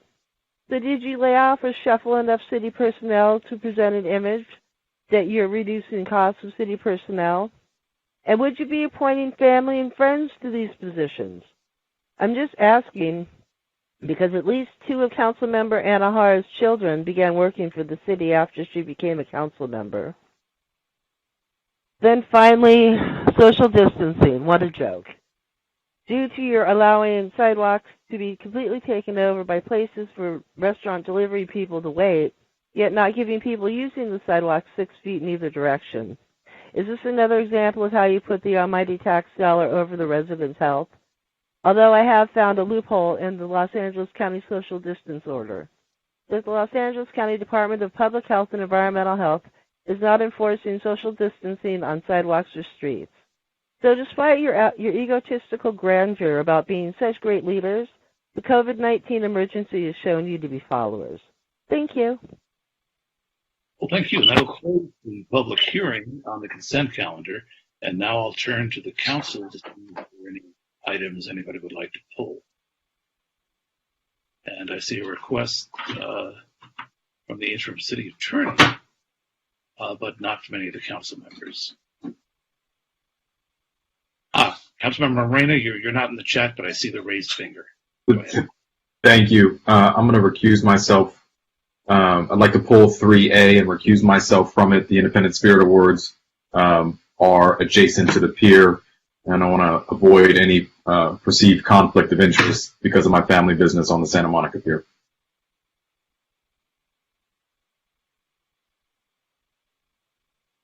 Kevin, you're muted. Sorry. Thank you, Councilmember Moreno. And if you would temporarily leave the room then and recuse yourself on that one item, we'll vote on that and then invite you back for the rest.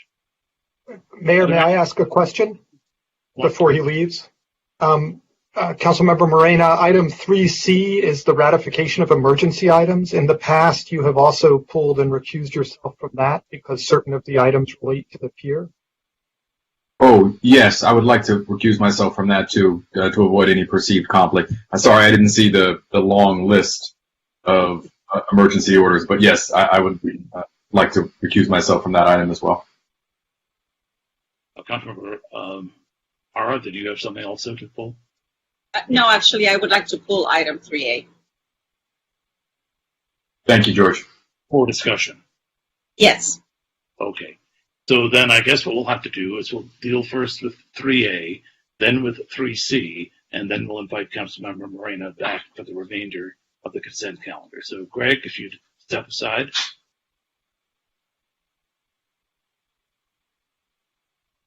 And if the clerk would call item 3A. Item 3A is award request for proposal and enter into agreement with Film Independent for Independent Spirit Awards. Councilmember Hara, you had the question. What was it? I do, actually. In the report, it shows that there are some revenue to the patrons of the pier. And I would like to know how much that revenue you think it is, if you have an estimation of what that revenue would be for the patrons of the pier.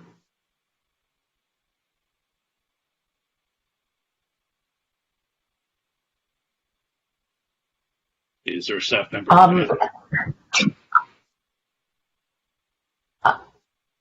I don't see myself, but Karen Ginsburg, hi. It is not very much money. It's probably under $2,000. It's really during the 2-week install period when they're installing the tent and everything for the Independent Spirit Awards. Those workers may go up to the pier and purchase lunch and other things. So it's pretty de minimis, in fact. Ms. Ginzer, if I can follow up also with another question. You also, on the report, stated that there may be some revenue also to any particular patrons there for I guess a closing over at the carousel. Do you know approximately how much that would revenue to them? I don't have that information with me this evening. If that concludes the questions, does the council wish to take action on this? I'll move 3A. Okay, I'll second. 3A has been moved by Councilmember Davis, and I think it was seconded by Councilmember Hara. Is that correct? That's correct. Okay, I see no further requests to speak, so we'll take a roll call vote on that. Councilmember Himmerich? Yes. Councilmember Davis? Yes. Councilmember Winter? Yes. Councilmember Hara? Yes. Mayor Pro Tem O'Day? Yes. And Mayor McKeown? Yes, so item 3A is unanimously passed by the City Council with 6 members present and 1 recused. And now we'll try item 3C.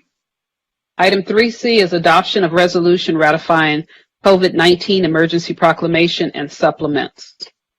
That was pulled only because of Councilmember Moreno's recusal, so would anybody like to move this? I'll move 3C. I'll second. That was again Councilmember Davis making the motion. Was that you, Councilmember Himmelrich, on the second? That would be Councilmember Hara. All right. Hard to tell on the telecom. Motion by Davis, and we'll do a roll call. Mayor Pro Tem O'Day? Yes. Councilmember Hara? Yes. Councilmember Winter? Yes. Councilmember Davis? Yes. Councilmember Himmerich? Yes.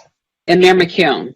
Yes, so another unanimous 6-0 vote of the council in favor with 1 recusal. And at this point, we can notify Councilmember Moreno that he may come back so we can vote on the remainder of the consent calendar with him present. Oh, there he is. Oh, very good. So what is before us now is the remainder of the consent calendar without items 3A and 3C. Is there a motion for those? I'll move items 3B, 3D, and 3E. Second. Okay, that was Councilmember Davis making the motion. This time I'm pretty sure it was Councilmember Himmelrich who got You're it. right, Kevin. Is that correct? Yes. Oh, okay. No further questions. We'll go to a roll call vote. Councilmember Moreno? Yes. Councilmember Himmerich? Yes. Councilmember Yes. Davis? Yes. Okay. Councilmember Winter? Yes. Councilmember Hara? Yes. Mayor Pro Tem O'Day? Yes. And Mayor McKeown? Yes, and 7-0 makes the unanimous vote with the full council present. That concludes our consent calendar. And I think next we have a couple of second readings on ordinances, if the clerk would call those. We have a second reading. Second reading and adoption of an ordinance amending Santa Monica Municipal Code Section 9.53.130, and exclude 100% affordable housing projects from transportation allowance requirements. I move 7A. Second. That's been moved by Councilmember Himmelrich and seconded by Councilmember Davis. Roll call vote, please. Councilmember Moreno? Yes. Councilmember Himmerich? Yes. Councilmember Davis? Yes. Councilmember Winter? Yes. Councilmember Hara? Yes. Mayor Pro Tem O'Day? Yes. Mayor McKeown? Yes. So item 7A has been adopted on second reading by unanimous vote of the City Council, 7-0. We'll move to 7B. Item 7B is second reading and adoption of an ordinance amending Santa Monica Municipal Code Section 3.21.090 to extend the term of the first shared mobility device pilot program to April 30th, 2021, and amend Santa Monica Municipal Code Section 3.22090 to change the start date of the second shared mobility device pilot program to May 1st, 2021. I move 7B. Second.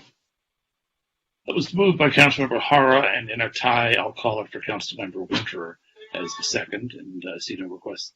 Councilmember Moreno, you have a comment on this one?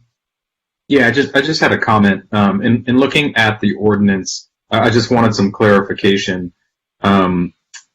In Municipal Code 3.21.025, it says the director may adopt administrative regulations.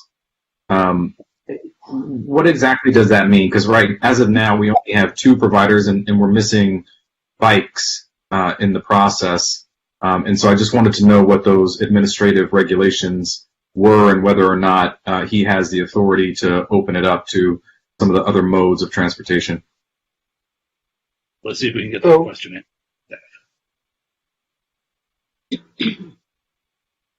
This is Francie Stefan. I'm happy to jump in if it's helpful.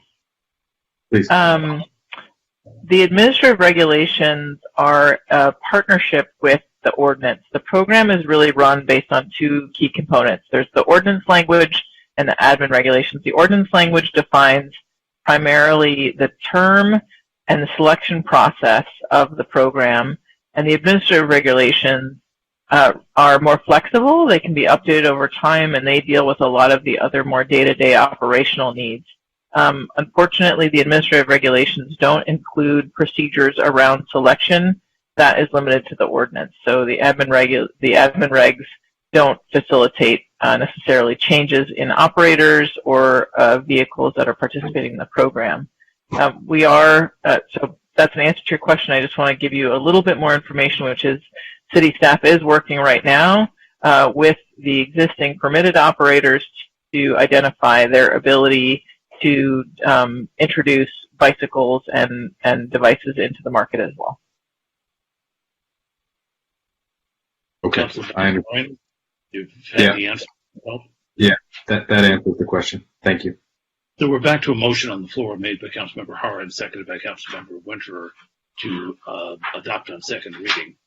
And seeing no further questions or comments, we'll go to a roll call vote. Mayor Pro Tem O'Day? Yes. Councilmember Hara? Yes. Councilmember Winter? Yes. Councilmember Davis? Yes. Councilmember Himmerich? Yes. Councilmember Morena? Yes. Mayor McKeown? Yes. So 7B is adopted on second reading by unanimous vote of the City Council. And now the main event, item 8. Item 8A is an update on city restructuring and council authority to restore priority programs. And currently you have 1 caller, but by the time the presentation's over, there may be more. Well, let's see how long the presentation goes. Who will be giving it to us? The interim city manager, Bill? Yes, are you able to hear me, Mayor? I've switched my audio with thanks to Councilmember Winter and Ann Hoover, a member of the community, who alerted me that you weren't able to hear me. Can you hear me better now? Well, not only can we hear you better, but it's much easier to hear you without the mask, frankly. So Don't tell. I was trying to show everyone it's possible even to do your work in the mask. There are many different kinds of masks. I do want to point that out again. Some are better for walking, some are better for talking, and we can help you find them if you need them. So, but let me turn, if I can, to the item before us. We are before you once again to discuss the impacts of COVID-19 and restructuring of the city government in response to those impacts. First, there is some good news to share since I last spoke with you. LA County Department of Public Health did report last week that our rate of transmission for the county was, for the first time since March, slightly under 1. That means that if maintained, the epidemic would be on the decline. We also received good news from LA County Department of Public Health and from the governor, which is that retail can now reopen effective today in LA County, which includes Santa Monica. Retail can reopen for in-person business in stores. I want to remind everyone that COVID-19, as you, Mayor, reminded everyone earlier, does remain very much in our midst. So this is not a time to abandon caution. This is a time to be more cautious as you enjoy the reopening. So that means it is as important as ever that our community members and our visitors wear face coverings, that we maintain physical distancing, that those who need to be tested get tested, that those who do test positive both go into quarantine and isolation as necessary, and that we take additional precautions. Okay. Despite that good news, the economic indicators continue to look very bleak. Our indicators are essentially worse than the Great Recession, 2007 and 2008, and many are on par with the Great Depression. Second quarter GDP contraction estimates are predicted at 30 to 40%, depending on which economist you're looking at. Approximately 1 million Americans have lost their jobs. That is the greatest job loss in American history. This is a tremendous moment in our history that we need to approach with our eyes wide open. I've said before, but I continue to believe it is more difficult in some ways to understand what is happening locally and nationally because we have been in our homes. But the economic indicators are quite bleak, and it does require a thoughtful and careful and difficult response for us as a community in order to maintain fiscal health and to see ourselves forward, all aspects of our community, to a strong and sustainable recovery. So in Santa Monica, we've discussed before that our city budget faces deficits of a total of $224 million. For fiscal year 2021, we need to cut our general fund operating budget by $60.6 million. Council, in Santa Monica, we are known for innovation, for building, for designing first-in-the-nation programs. Our city staff is unparalleled in their creativity and in their dedication to this community. This moment that we are in is very different from anything we have experienced before. Cutting $60.6 million from your general fund budget is very hard. It will continue to be very hard. It is grueling, it is awful from every single angle.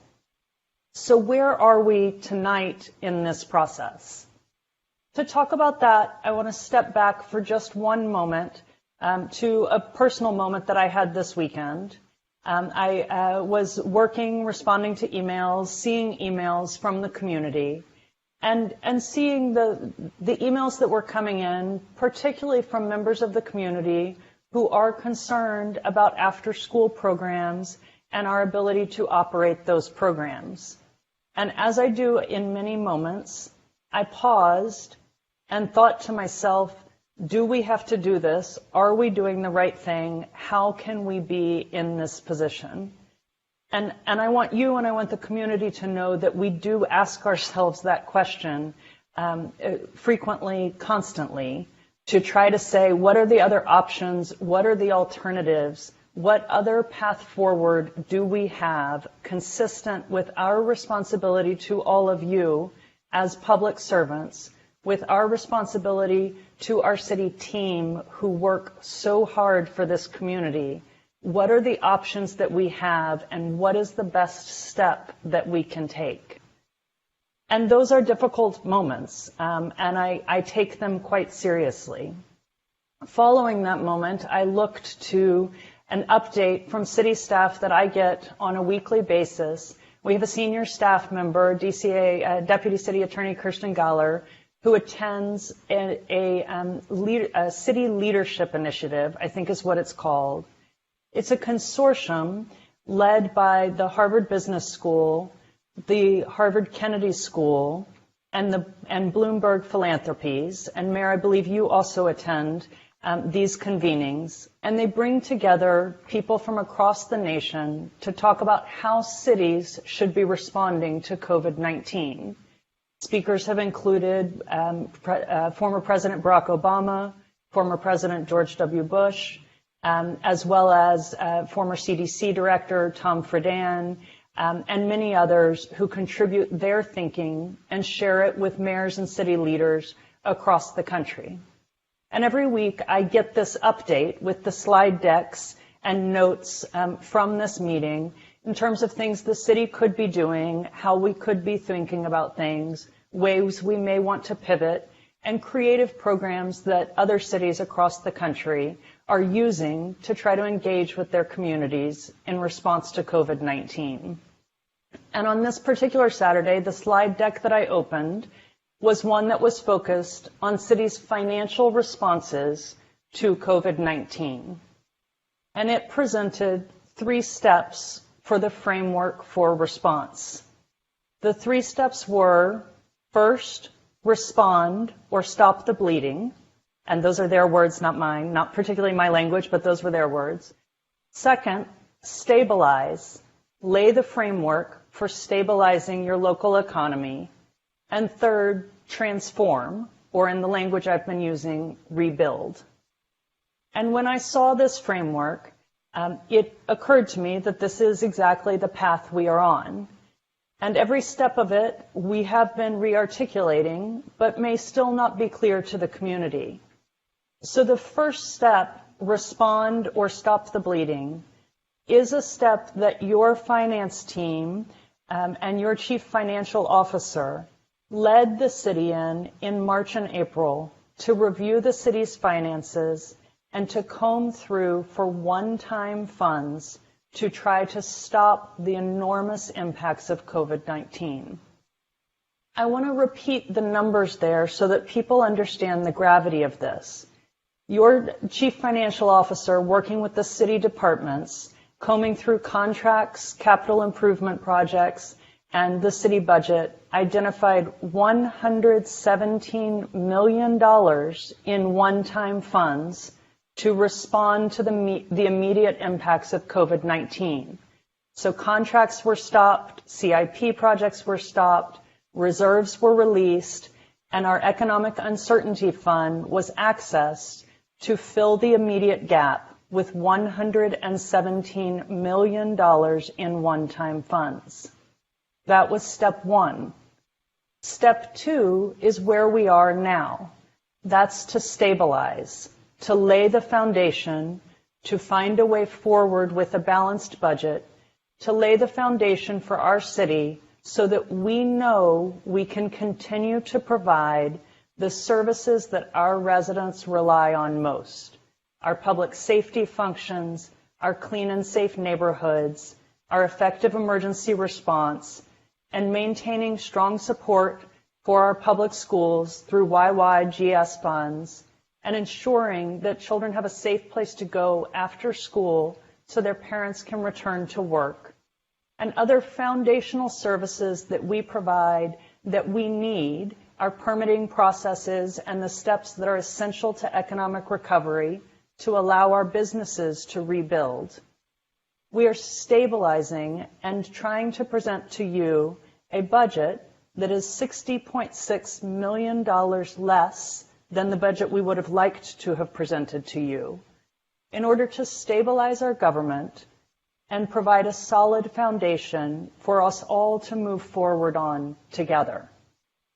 The third step that was mentioned in this presentation was to transform, or in the language we have used, rebuild. What I want to be clear about tonight before the presentation is that we are still in step 2. So we really are in the step of trying to provide your solid foundation that we are certain will see the city through what are projected to be exceptionally difficult economic times. The good news is that there are some programs that the council directed that you cared about very much, or some high-level areas where you cared very much about us making sure that certain things were in that foundational budget, that were in our foundational plan for building up from there, and that we would be able to provide. I'm going to let the city team present what we have been able to do based on the priorities that you identified. But I do want to be clear with the community. There are a number of programs that people have mentioned that you love, that I know you want to see restored in this budget. But I do need to be clear with the council and the community that this is not a normal budget year. We're reducing the general fund budget by $60.6 million. It's an extraordinary amount of money. We have no magic hat. There is no secret pool of money from which we can pull. Everything, it's a zero-sum game. So if we restore one thing, then we potentially have to take away something else. So when you tell us how much you love the programs, we do hear you. The ways that we are looking to move forward are not just the council action tonight in terms of restoring beloved programs into our foundational plan, but also working to be creative. So this is a time when our city staff is working to use the same creative and innovative skills that they have shown in building programs to think about how can we use our resources to be sure we do have those foundational services that will allow us to rebuild as the economy recovers and to allow us to support our families and our businesses to do that recovery themselves as well. Some areas have been identified that we know are critical to safety, to making sure that our children can walk and can run and can bike to school. We do have our eyes on those programs. We will find a way to keep our children safe. There are other programs, and those programs included, where we need your help. So this is a time, and I said it in, I don't know that anyone reads my blog posts, but if you do, my most recent message to the community, this is a time for engagement. So we know you love these programs.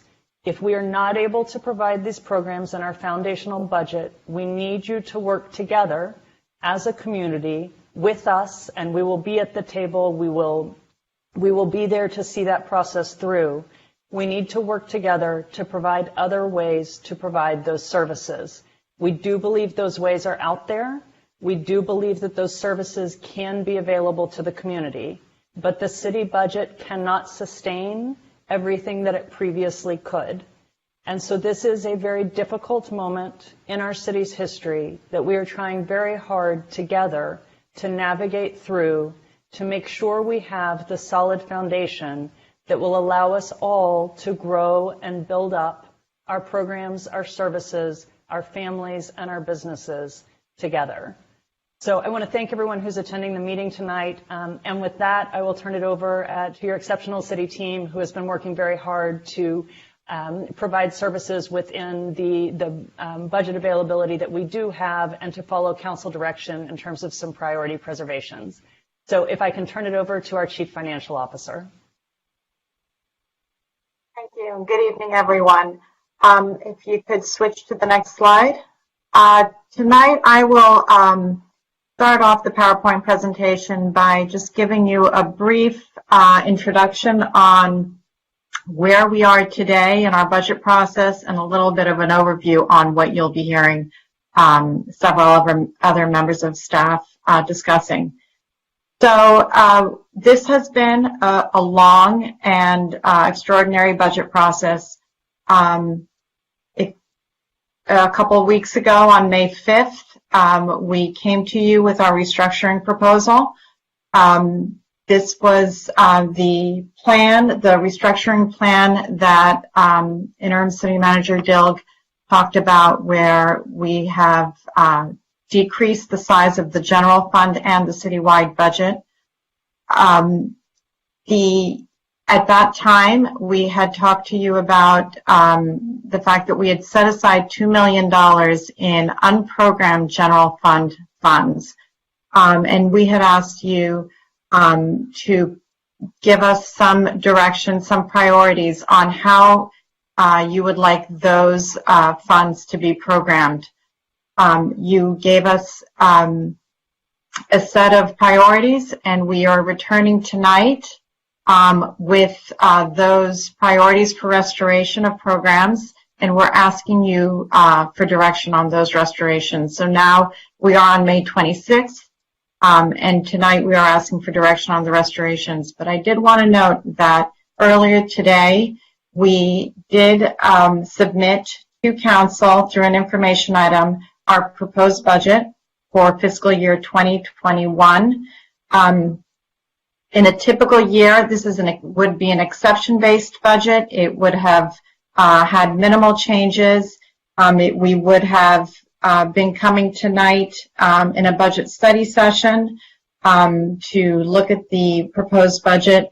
Because we have had so much change in the budget, and we wanted to make sure that we are receiving direction from the community and from our council on how we should be going forth on the changes. We have met the charter deadline for submitting our proposed budget, which is 35 days before the beginning of the fiscal year. But we do need additional time to get direction on the restorations. So we will be coming back to you on June 9th with our updated proposed budget. This will be our typical, what we usually would have as our study session, where we will provide council with information on the budget and also get council's feedback and answer any questions that council may have. Our updated proposed budget will have, we will incorporate in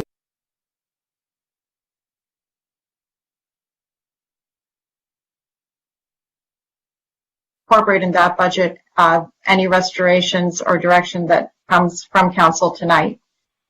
On June 23rd, we will come back to the council for a public hearing on the budget and hopefully for adoption of our budget. The budget that we are that we put out today and that we will be presenting in more detail for June 9th includes the operating budget as well as the biennial capital improvement program budget. Next slide, please. So I won't belabor these numbers. Interim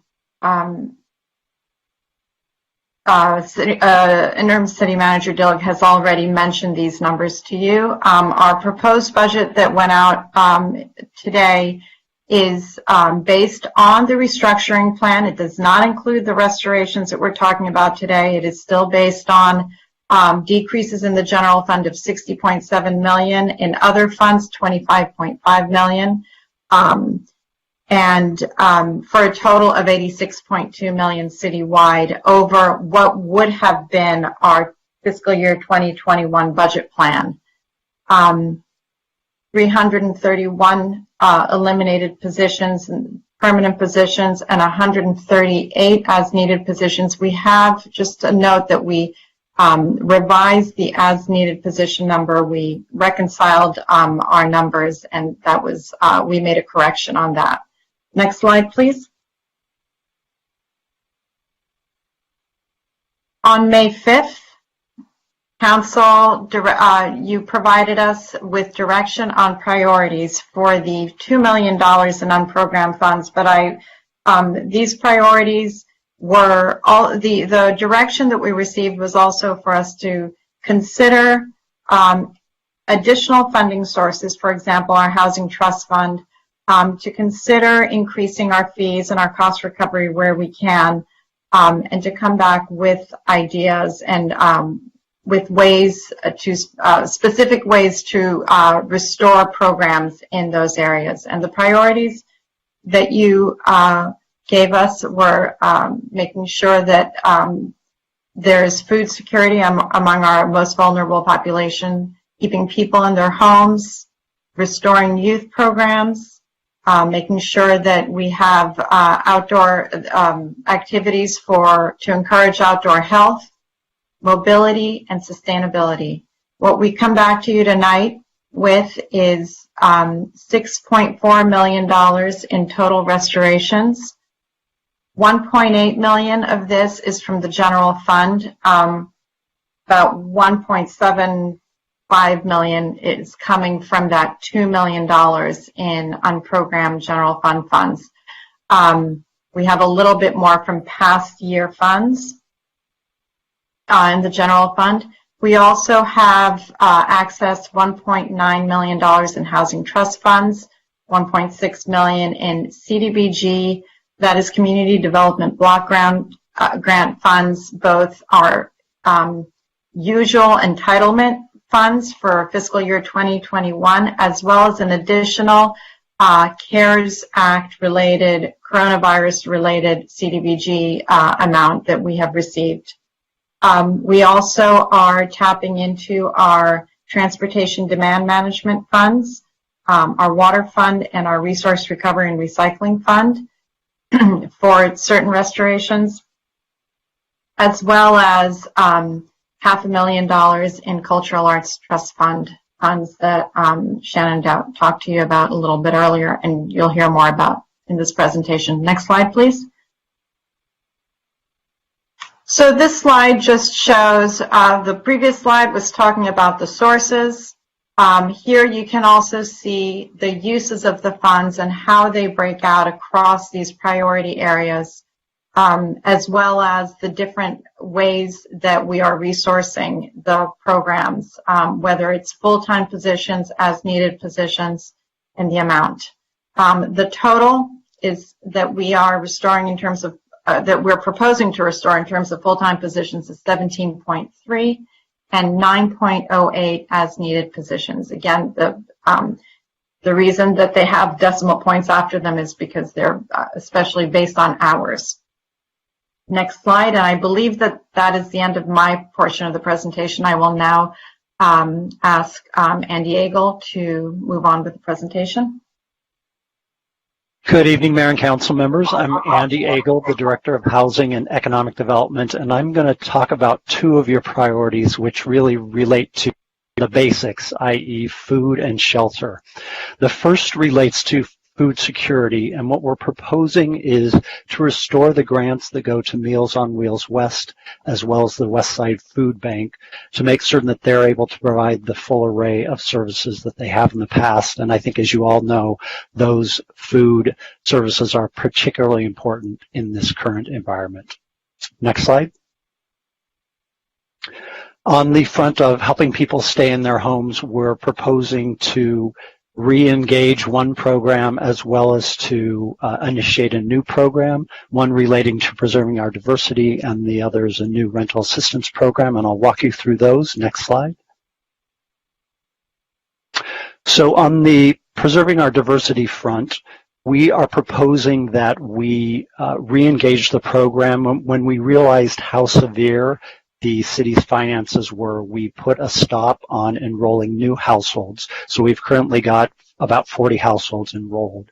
And what we're proposing is to expand the program to its originally intended scale of $2 million per year of assistance. And this is basic assistance for seniors that will allow them to meet their basic needs according to a formula that's been developed by UCLA. And we anticipate that we'll be able to serve between 250 and 450 households, primarily based on the size of the households that are actually enrolled. And the way we're proposing to fund that is using unprogrammed funds within the Housing Trust Fund. Now, those are one-time funds, and while we normally would not recommend using one-time funds for an ongoing program, we think it makes sense at this point because we scrubbed the Housing Trust Funds, and if you look at what's been committed, what's been earmarked, and what's restricted, we think we've got enough funds that if we're entering into another Great Depression, and it is several years before the GSH transaction and use taxes are able to return to the Housing Trust Fund, that the Housing Trust Fund could support the program for more than 7 years. So we think we're in good shape to make that recommendation of using that one-time pot of money to support an ongoing program. And we think it's critical, particularly now that we're providing that type of support to keep our seniors in need housed. Next slide. Then in terms of a new program, we've recognized that while the executive order provides a deferral of residents' rents, it does not provide an abatement, and that after the 12-month period, that rent is going to come due, and that for many of our low-income households, particularly those that have been furloughed or unemployed, coming up with rent for, possibly 2 or 3 months is going to be a burden that many people won't be able to handle and could cause many of our neediest members of the community to not be able to stay in Santa Monica. So what we're proposing, as Gigi mentioned, we're proposing to take the Community Development Block Grant, which is federal funding for both the current fiscal year and the next fiscal year, pull that together as well as the Special CARES Act funding, make that available for providing rental assistance. And then we're also proposing to take some repurposed general funds, including some of the funds within the $2 million allocation for the program. The reason that those general funds are important is because CDBG is a federal program, and it means not everybody can access those funds. So having the general fund available, particularly for people who may be undocumented and in need of assistance, the general fund allows us to provide that assistance. And so we will be, with your approval, we'll be working on both re-engaging POD and implementing this new program in the coming fiscal year. That concludes my comments, and I'm going to turn it over to Karen Ginsberg. Thank you, Andy. And thank you for changing the slide. In response to providing prior programming, staff is funding totaling 283, one permanent FTE, and 3 pointed FTEs. Crest Club classrooms, increase hours, Karen, you're which breaking will accommodate up. more youth. Karen. Sorry. Let me see. I know it's not your fault. I just thought something. Thank you for telling me. If you mute your video, you'll get more bandwidth. Try that. Okay. Increase hours at PAL, accommodating more youth, and restore funding for 2 parent groups at Virginia Avenue Park. Next slide, please.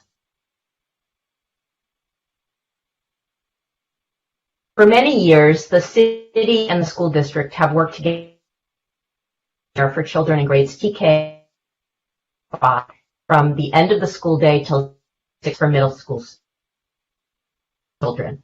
The school district after school care children in TK through 3rd grade, and prior to COVID-19, the city's CREST program focused on after-school care with multiple programs, as you see on this slide, that serve children in TK through 8th grade, depending upon the program.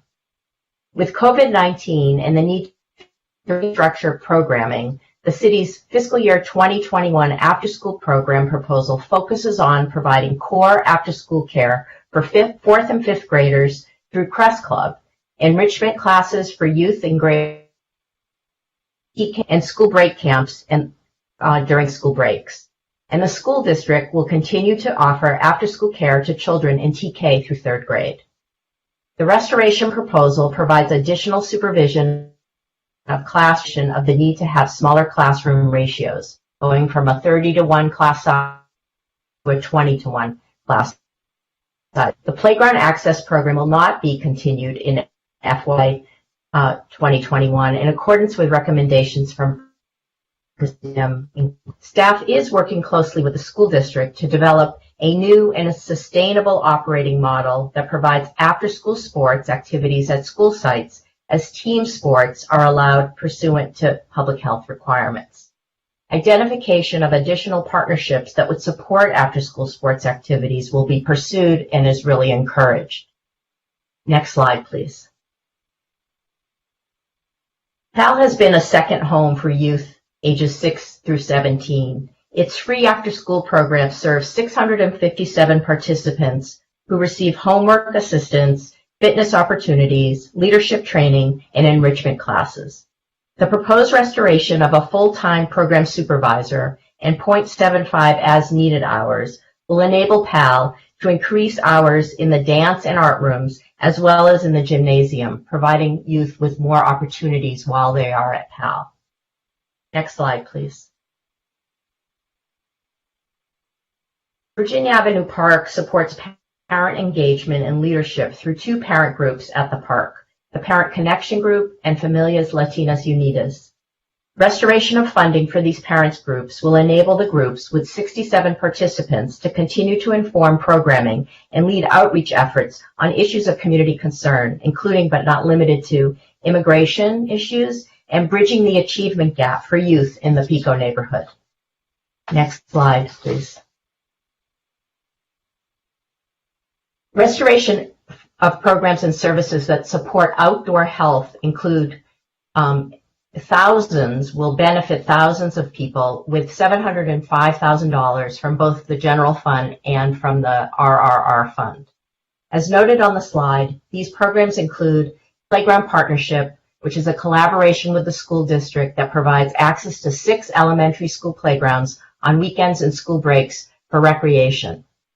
Field monitoring at the city's fields, providing expanded hours of programming at the swim center and expanded hours at both the skate park and Memorial Park gym. And outdoor health will also be supported by opening and maintaining all fields and sports facilities while meeting health guidelines and restoring the community garden specialist position to sustain the organizational structure of the gardens program with specific expertise in community gardening, while moving the program to the Office of Sustainability in the Public Works Department to provide additional synergy for this important program. Next slide, please. From Public Works and CCF closely with the school district in the last few weeks to prioritize the opening of playground partnership sites on weekends and during school breaks, providing access for outdoor health. We have agreed to the basic terms of an agreement which will allow for Public Works staff to open the facilities and the district staff to monitor and close the facilities during the hours of operation. We will return to Council for approval of a modification to the Master Facilities Use Agreement to reflect this plan. And at this time, I will turn the presentation over to Susan Klein, who can tell you more about outdoor use of fields, etc.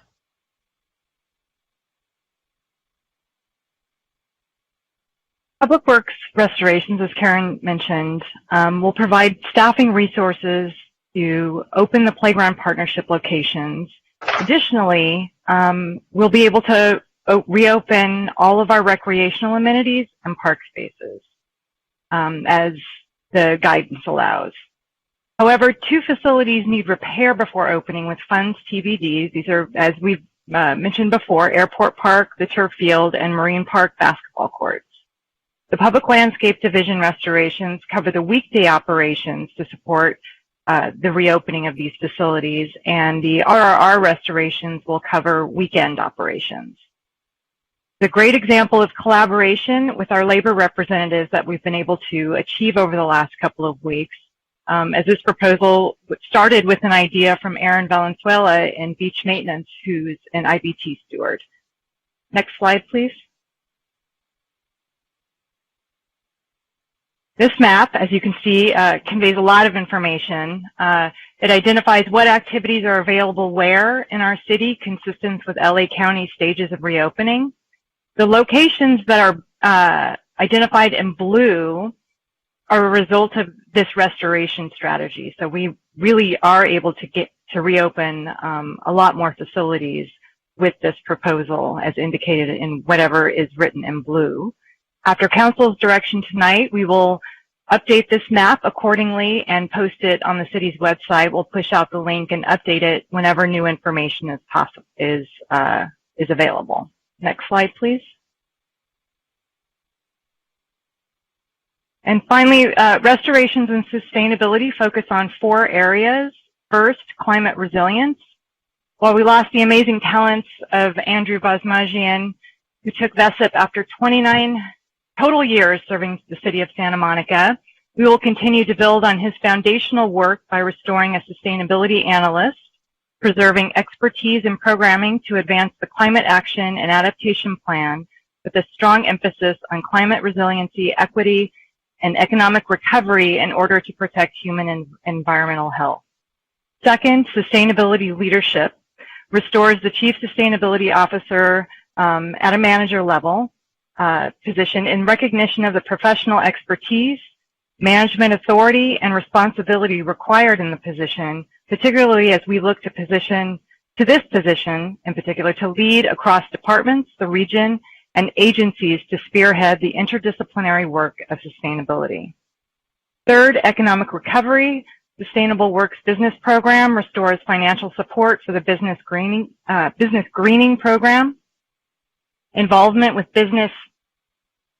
improvement districts, and participation in California Green Business Network, allowing the free certification of 40 businesses annually. This $25,000 investment allows the city and Sustainable Works to access an additional $20,000 in annual program funds from the state for green business certification. Lastly, water conservation.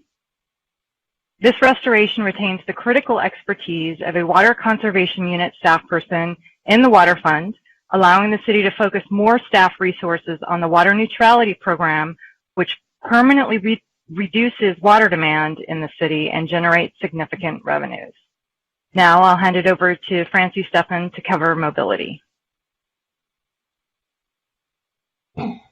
Great. Thank you, Susan. Your transportation team performs a wide range of functions for you that includes running traffic signals, overseeing transportation services, permitting, plan checks, congestion management, supporting the many businesses in the city, as well as doing a lot of work on our streets to make them more complete for everyone through engineering, design, and grant management. In a small and cutting-edge city like Santa Monica is, the team covers a lot of ground in order to serve these diverse community needs. The restoration priorities for mobility right now at this time are related to these core functions, primarily Vision Zero, public right-of-way permitting, and transportation demand management.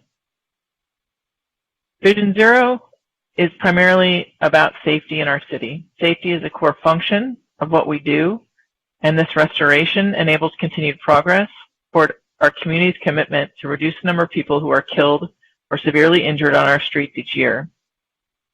The sense of insecurity that people feel on the road is one of their primary barriers to using active modes that will become increasingly important for them to use as they're getting back to daily life. Increasing safety will also help us further sustainability and reduce our overall city exposure to risk and liability. This restoration would bring back one staff person, and it would enable continued work on the quarterly evaluation of crashes that happen within the city of all modes. It would enable continued progress on the Vision Zero Priority Network, which you probably recall was an analysis of 11 years of data of where severe and fatal collisions were more prevalent in the city, as well as this position enables a leveraging of existing investment dollars to take our maintenance money and ensure that we're targeting it to also do safety improvements as we go through and do regular day-to-day maintenance. The benefits of this work really go to all roadway users in all modes.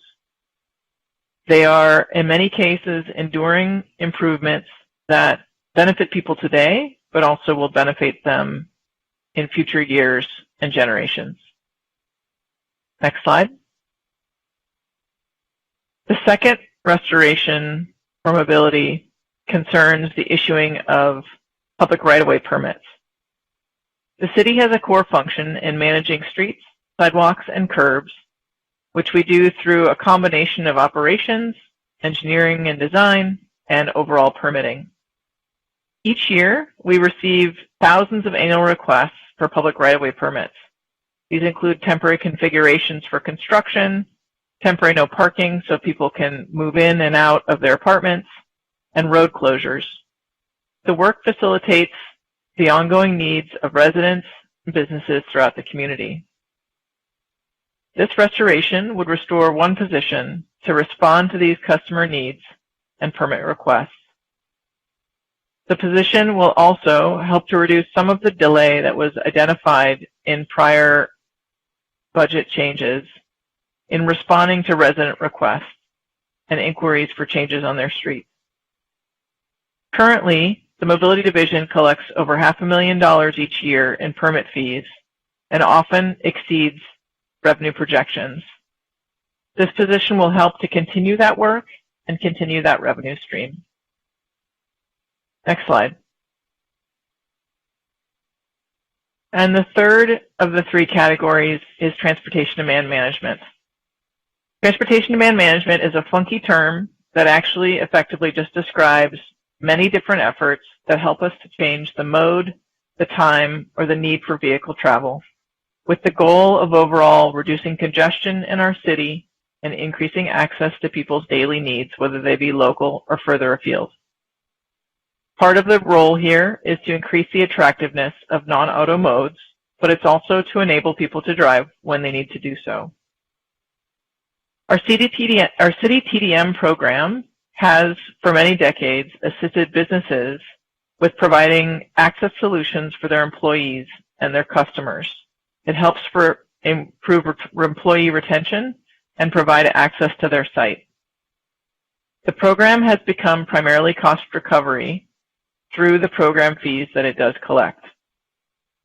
This restoration proposes bringing back a total of 1.5 FTE, including 1.0 that would be dedicated only to the continuation of the program itself, so bringing the threshold for assisted employers down to 50 from a high of 100, as well as a 0.5 FTE that would help with other TDM programs, such as bringing it back some of the Take the Friendly Road activations and reducing some of the other barriers that keep residents and employees from feeling safe and comfortable using other modes besides driving alone. This restoration also includes a 40% support for the Transportation Management Organization.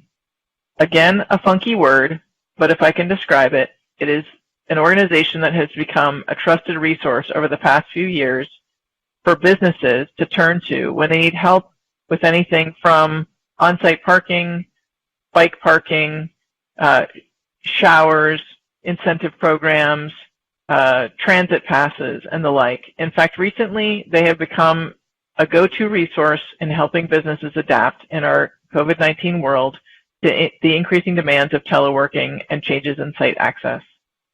We think it's an important investment in that it really does reach tens of thousands of employees throughout the city and helps businesses work together to find solutions. This isn't full funding. We have in the past funded them at 100%, but we would work with them to continue their relationship with area businesses, looking at opportunities for fee-for-services as well as partnerships with other business organizations.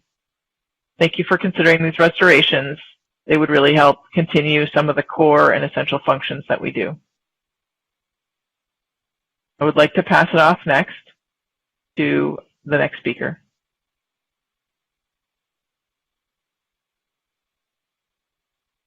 Thank you, Francie. It's Karen Ginsberg again. So as staff is proposing to utilize $500,000 from the Cultural Trust Fund from private percent for art fees to support artists and the creative sectors to that serve economic recovery task force goals, such as art in or on vacant storefronts, artist design distancing markers, and other arts activities, as Shannon Doubt talked about earlier this evening. Model PA Federal Art Project, the program would involve a simple rolling application process to allow for inventive and creative ideas to be conceived and proposed, approved quickly, and implemented. Cultural Affairs staff, Arts Commission representatives, and members of the Economic Recovery Task Force would review and select projects for funding and support. As Shannon said earlier this evening, being nimble and go will be needed as a key to this program's success. Next slide, please. In 2011, the Council established a CCS pricing policy to guide establishing user fees for recreation programs and permits. Staff proposed updating this pricing policy to simplify the methodology and allow for more flexibility in determining the extent to which programs and permits should be subsidized by the city's general fund versus fully covered by fees. The proposed policy provides a clearer rationale for cost recovery, balances equity, community benefits, and fees will continue to be determined based on market pricing and comparable programs. In terms of next steps, for FY 2021, the existing fees for recreation programs and permits are proposed to be updated to reflect cost of living changes to date. And for fiscal year 21 through 23, results of a new fee study and the new pricing policy will be used to set revised fees. With that, I'd like to turn the presentation back to Gigi.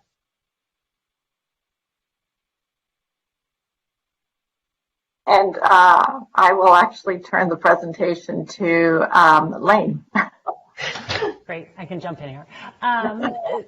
Thank you to all of the staff who worked on the presentation. Council, tonight we have in front of you these proposals for restoration consistent with your prior direction, again, to restore these programs and services into the budget. We are also seeking your direction on the proposal to allocate the CDBG entitlement and COVID-related funds, and your direction on the updated community services pricing policy on fees, which will allow us to increase cost recovery in some of our programs. And with that, we'll turn to the council, or I'll turn it back to the mayor. Wow. That presentation we just saw reflects such a massive and successful effort to fulfill not only what the council asked for, but what we've been hearing from the community. I really want to thank all the staff who worked on that, and I want to single out Gigi and Lane, because I know that putting that together from all those departments for presentation purposes, what a massive task. And when I saw that for the first time on Friday, my one-word response to the interim city manager was bravo. On behalf of all of us who care about the future of this community, I really thank you for all the work it took to bring this before the council. And now the council has a few questions. So let's see who was first. That's not a council member. Councilmember Davis, you're first. Thank you. I want to echo the mayor's sentiments that it's a tremendous amount of work, and I think you really synthesized the direction council had given you at the last meeting, and not only took the ball, ran with it, scored a touchdown, and entered the Hall of Fame. I do have a question for Ms. Ginsburg, because she was breaking up a little bit. With regard to the playground access program, I thought I heard you say that we were not continuing that in part due to, or maybe entirely due to, it was a little hard to tell, due to recommendations from Presidium, which of course is the company that we hired to review our practices and our programs to make sure that our children were safe from sexual and other predators in the community. Could you expand on that a little bit? Did I hear you right? And if I did, what does that mean? I'm actually wondering if interim city manager or the city attorney might want to talk to that item. Yeah, I can answer that. So as you know, Presidium came out and among the other things they did, they did site visits to a number of the programs. And their site visits included the playground programs that were underway. And at the end of their visits, they gave us oral reports back on some of those programs. And with respect to the playground access program, which is basically children being free to use the playgrounds under supervision of city staff after school, there were two issues. One, because the children get out of school at the same time that other parents and adults are there to pick up kids. There are other adults not related to the kids necessarily in the playground area. And two, they recommended that the staffing levels we had for that did not accord with best practices. In other words, the recommendation was that if we were going to maintain that program, we would need to significantly increase the supervision to child ratio, in part because of the way the playgrounds are set up and the way the program is set up. And that would be significant additional staffing that would impose significant additional costs. And it's my recollection, it's been a while since my son was in the playground access program, but that, for example, children can leave the playground without signing out. They don't have to be they don't have to be accompanied by an adult, and certainly don't need to be accompanied by a parent or a registered adult. Is that correct? I would have to turn to Karen for exact. My understanding is that the children did not have to be accompanied by their parent or adult, so it was basically just under staff supervision, which was one of the issues with the staff supervision ratio. I'm not aware of whether they could leave without signing out, but if they could, that too would have been against what are best practices recommended by Presidium. Okay, great. Thank you. On's coming there. They do sign in and sign out.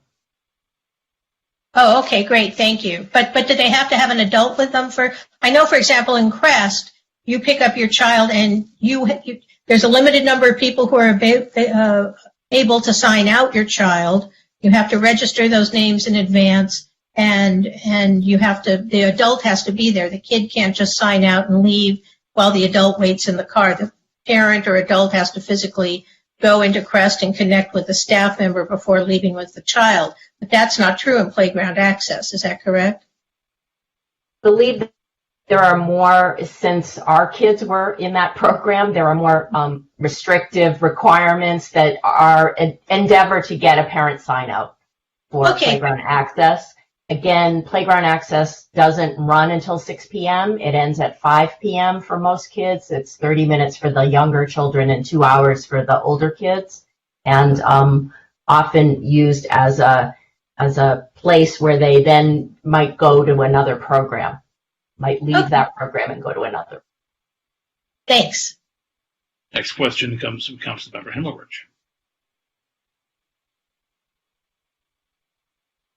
So Councilmember Davis covered part of my first question, but I do want to echo what you've said, what both the mayor and Councilmember Davis have said.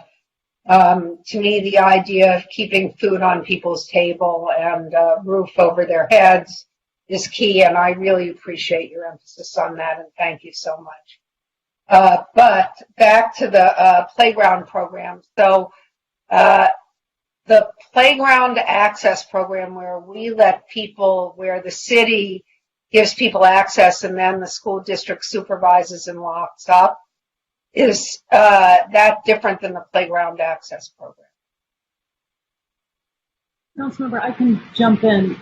Oh, sorry. Let me try again. I can jump in on that because Karen's a little difficult to hear, and Karen, correct me. There are two different programs. Playground Access is the after-school program where children play and then often go into other enrichment and other programs.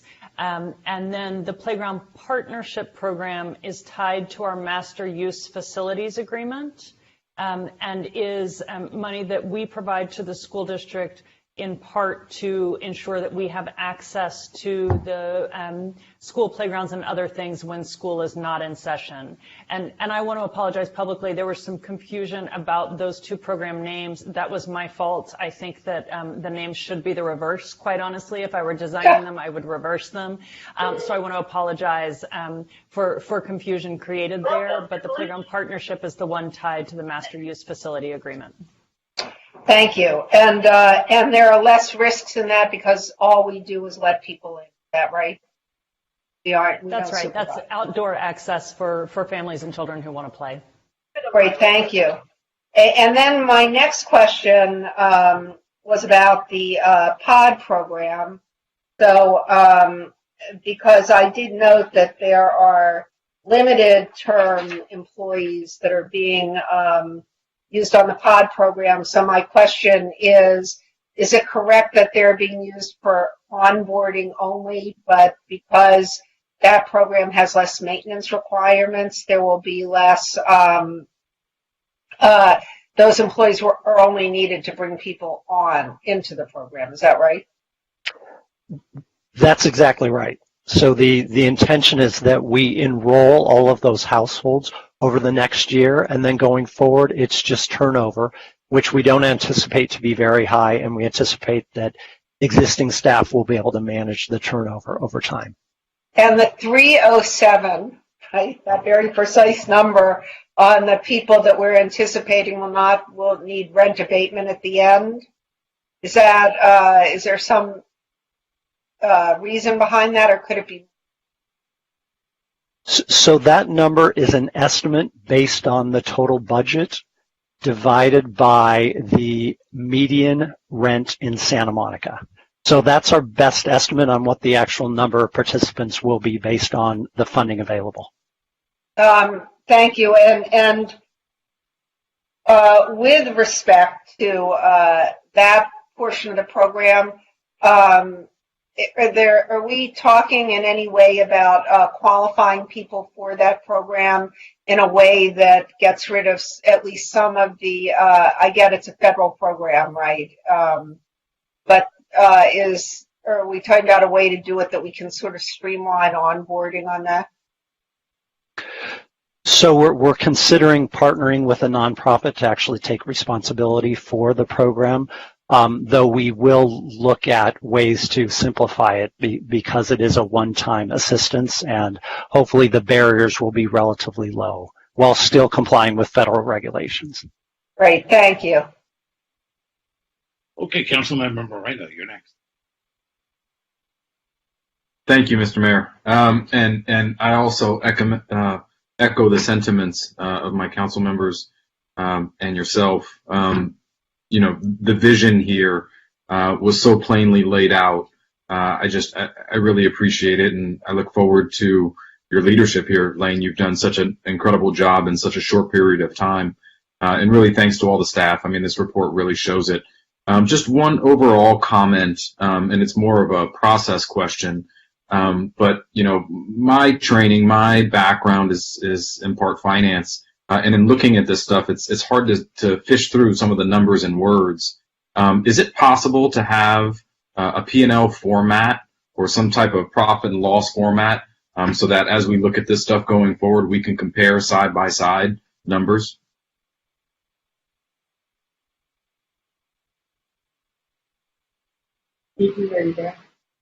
Yes. So the public sector approach to a P&L format would be what we do in our cost recovery and our fee studies. When we have individualized services or services that are given to individuals, we are able to collect to recover the costs through fees or rates. What we can do, we have a new fee study that's coming that we are developing next year, and we can make sure that as we're moving forward, we can provide that kind of information. At this point, we can give you, in some cases, for example, in the case of the community services programs, we can give you the revenues versus expenditures for those programs. As we've noted in the past, the cost recovery on those programs is low, and it's low very, very deliberately because in several of those programs are provide a community benefit, and we also want to make sure that there is equity across our community. And also, I might add that when we do our cost recovery, we're looking at the market, and we want to make sure that our fees are close to where the market stands across, whether it's within the city or outside of the city. So we do take a look at that as well. So there may be more subsidy going on in some programs than others. We come to you with each fee study, and we will be doing this next year to make sure that if you would like to increase the subsidy on some programs or decrease it in others, that you give us the direction to do so. Great. That's really helpful. Thank you. And just by way of timing, when does that fee study, when do you anticipate that coming out? So we're working on a fee study. Hopefully we'll start this summer. We have an RFP out for a consultant. We will be coming to you next year to around this time of year with the fee study. If we can do it faster, we will, so that it will for sure be in play for the fiscal year 21-22 budget. Got it. Thank you. Yeah, that makes a lot of sense. And particularly trying to understand which programs provide value. So just in looking at the CREST format in the report, there's a number of people who are affected. And so trying to understand the benefit to those people directly. So it would be helpful to understand that going forward. With regards to some of the other programs, and I know Lane mentioned it in her opening, but the POW, VAP Aquatics, skate park, a personal favorite of mine, but the skate park loses a couple $100,000 in a year, and Lane, suggested that we're working really hard, and we know it, and we hope that we come to some resolution. But in the event that we can't find a solution, how does a community partner with the city? So if there's an idea out there where someone can fund a losing program to make it even, how does a community partner go about that? So that's a great. Go ahead. It's a great question, Council Member. We are working on those processes right now. We are keeping a running list of all the programs that have been identified where there's clear community interest. Particularly, I know you in particular are very interested in cost recovery, where some of those, I use the words incorrectly, but where that margin is low, that's an area where someone might be able to step in and provide the program in a way that would make it available to everyone. So we have been meeting with the school district about some of these programs and talking with them about what the best path forward is, where we can work together and engage outside partners as appropriate. We also, and I can't go too off topic because the interim city attorney will stop me, but from a management perspective, that is also something that I am prioritizing. It is something we will need to do more of. We obviously have the We Are Santa Monica Fund, but we're going to need to think newly and differently about how we can be sure that our community continues to receive the things they value, even if the city budget can't sustain providing all of it. So I appreciate the question about process, and let me see if we can get you and the community more broadly opportunities to weigh in. I have also reached out to some parents. I've been in touch with the head of the PTA, the school district, et cetera. So we know that's an area, but skate park as well. We will continue to look for areas where we can keep the things that people love and keep them at full hours if possible, even if not full city budget. Great, thank you very much. A question related, I know that, into the economic recovery in the arts, and it's related to my brand comment from the earlier presentation. And I just want to make sure that the two programs are connected. So the brand direction that the city runs and whatever happens with our economic recovery in the arts, do those get connected through Debbie, through your article?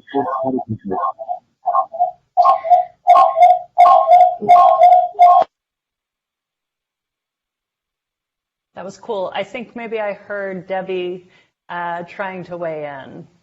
Debbie, are you there? If not, I can answer the question.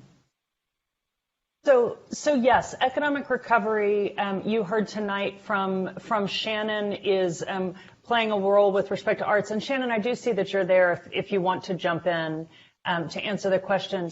Debbie has been working on Santa Monica Cares, and we've referred to the Economic Recovery Task Force, which is aligned across the organization. So your department heads, Anuj, who is the deputy city manager, and Debbie all working together.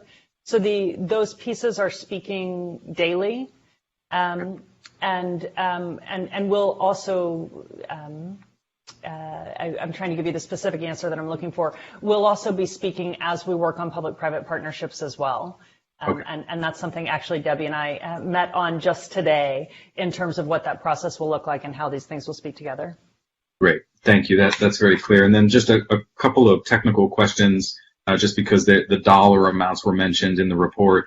But I was a green business award recipient, and so I have particular love for that program and sustainability efforts, et cetera. I think you said we have 25,000 for our green business program, and I was led by Andrew, and just an incredible civil servant, and I appreciate his time, and sad to see him go. But he helped me through the process. And is there somebody on city staff to help businesses through this process, or is it just an award program? Or How does that piece work? Yeah, so that's a part of what this restoration will restore, is that dedicated voice and partnership with the city by having a sustainability analyst continue that work. Okay, that is that role. All right, great. In addition, to restoring the partnership funds to keep the program going. Oh, that's wonderful. I think we're up to 1 million pounds of organic waste saved on the pier, so that program has proved real results, so thank you for that. And then just one last question about safety. I believe that we kept our crossing guard coordinator, but we don't have our crossing guard. So how does that work? Obviously, we're all concerned about safety and the safety of our kids in town. So is the coordinator still involved? How is that going to play out with regards to safety?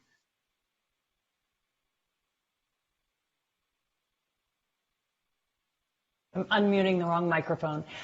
So your police chief, who is exceptionally good, was the one who maintained your crossing guard administrator early on to make sure that we can find a way to provide a crossing guard program. That is something we are committed to doing. We're looking at other models. Captain Rodriguez in the police department has actually already started the process of looking at, is a volunteer model viable? Is a public-private partnership model? If not, what do we really need to do to provide it? We do know, and I want to acknowledge the number of people from the community who have reached out about the crossing guards in particular. They are as needed staff on our staff, and we know that they personally mean a great deal to the community. We have heard that loud and clear. So we are looking at, we're also looking at how many intersections do we provide, quite honestly, or, do we need every intersection we have? How does this relate to Vision Zero? So some of this, we don't know exactly when school will reopen. There's a little bit of time here to figure out. We know we need to keep kids safe somehow in the community, and the question of how to do it is one that the police department is taking the lead, and the crossing guard administrator is taking the lead in trying to design that. Awesome. Thank you very much. So we're still in questions on item 8A, having heard of an amazing staff presentation. And next is Councilmember Hara.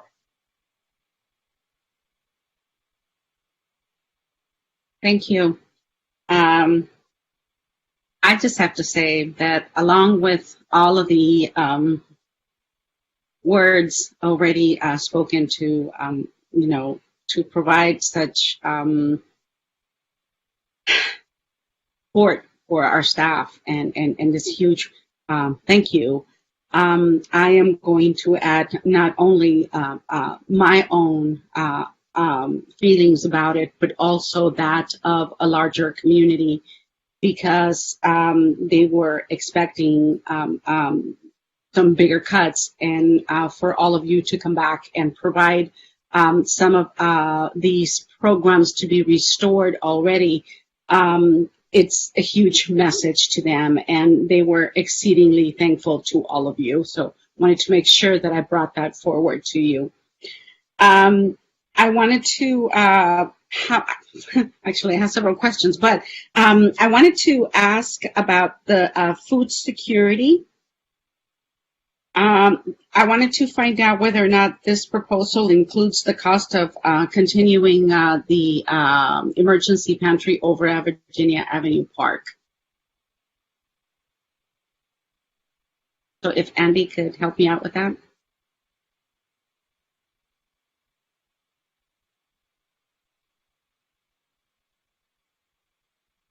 Karen, are you there? My understanding is that that is part of our emergency operations, and indeed we have expanded the days, and Westside Food Bank, who you have restored funding, all of our human services grant programs in our original May 5th plan, we were funding to 88%.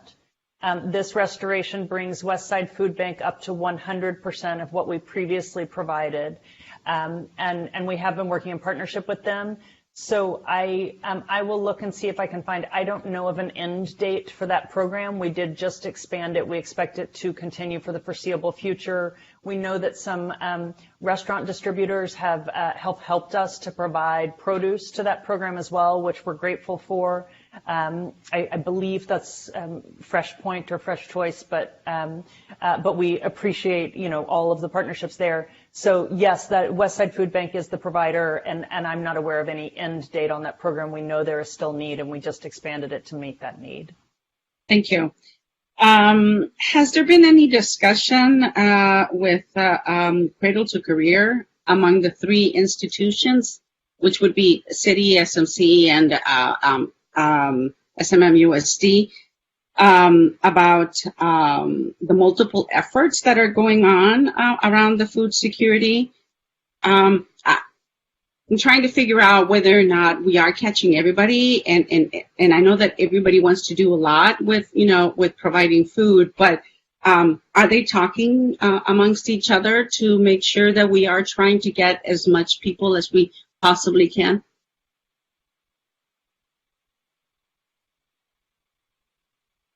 Karen, are you able to answer that? I think, Councilmember, I might take that as something we should take back and make sure we are doing. I apologize, it's harder with staff. I know that Sitara Yavari would know the answer to that question, but I'm not sure she's listed as a presenter. So why don't we might take that back to make sure we are doing that. It's certainly something we should be doing to try to ensure that all of our work is matching up. And we have been in close conversation with the school district. We've been in some conversation with the college, but we could probably use to have more conversations with them to make sure we're not replicating efforts and we are meeting the full need out there. Thank you. Hi, I'm Sitara. Oh, good. Hi, I'm not sure if you can hear me. Lane, thank you for, this is Sitara Yavari. Thanks, Lane, for answering that. Yes, Councilmember Hara, we are partnering with Cradle to Career. We are partnering with multiple nonprofit agencies, the school district, the college, to ensure that we get as much information as we can out regarding the emergency pantry in our community, as well as through our surveys and working with Office of Communications via the EOC. Thank you so much, Sitara. Appreciate that. Now, in keeping people in their homes, I have a couple of questions. I wanted to echo, Councilmember Hemorrhage point about 307 households. I think that's actually a pretty good number. But in talking about making sure that we do provide for our most vulnerable, which are our undocumented, I was really happy to hear Mr. Engel talk about being able to provide to some of our undocumented community. But I wanted to find out who would be administering this, and are they ready for this number of people that they will be having to serve? Sitara, do you want to take that one, or Mark?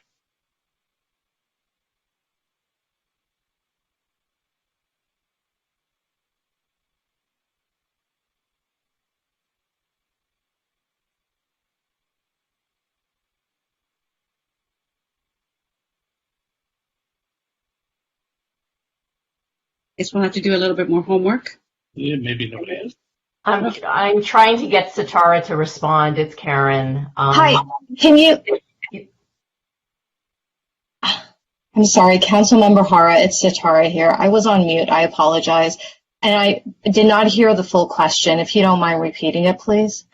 So in talking about having 307 households to assist them in the community development block grant, and in keeping them in their homes, I wanted to know who will administer this process, and are they ready for the number of people that they will be serving?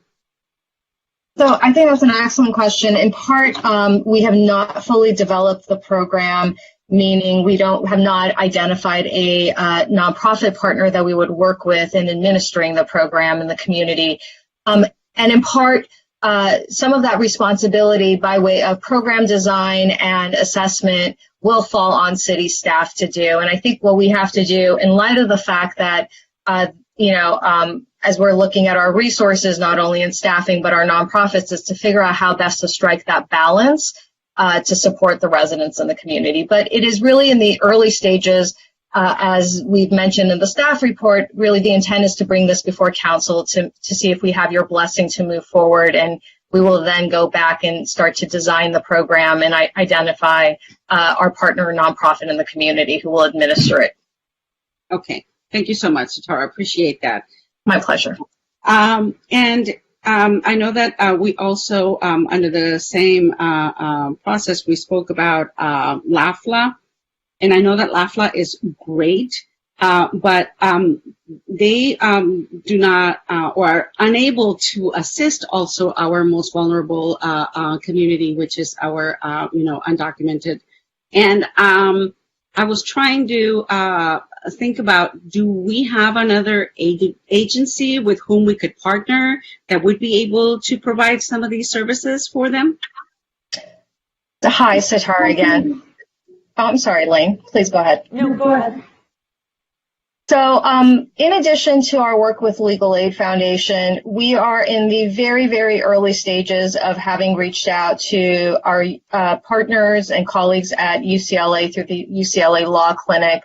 Nothing formal has been established. I really want to be clear in kind of stating that we've just started some very early stage conversations to see if there are some opportunities there to partner with them, in addition to the work that we're doing with Legal Aid Foundation.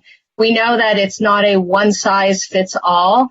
I think there's often, it's good to have choices, as we all do appreciate having choices, and finding the right fit in our community is going to be important. So Legal Aid, it has been a strong and wonderful partner to the city. We appreciate that partnership, but we also acknowledge that perhaps there might be some other agencies or nonprofits in the community that we could partner with to provide services in the community. So it is absolutely on our mind within the work that we do in human services, and we will continue to look for some of those other opportunities out there. Thank you. Councilmember Hara. Yes. If I could just quickly say, there is a new initiative called LA Represents that is law firms providing pro bono services, particularly focused on tenant aid, but also other. I can send the email address to you. We'll try to get it online, but Beth Sedek is serving people in Santa Monica. I did confirm with them that they will serve people in our community as part of LA Represents, which was announced by the mayor and various by Mayor Garcetti and various nonprofits, but is available to Santa Monica community members as well. So we'll get that information up on our website. Yeah, I think that would be absolutely great for us to have. I know that Legal Aid is wonderful. Don't get me wrong. I know that they've been wonderful in trying to assist, especially our low-income households. But we do still have that, gap. And so I'm glad to hear that we do have other resources that we can provide to our families and community members. So thank you so much, Lane, for that information. I only have a couple of other questions. And in our youth-related programs, we had no mention of programs by definition that serve, again, our most vulnerable, which is, I could probably mention one, which is our Child and Youth Resources Team. So I was trying to find out, because these programs are constantly running on a wait list, and because we have the need is, and the demand is greater, right, and than what we have available. Is there any possibility for us to consider some of their grants?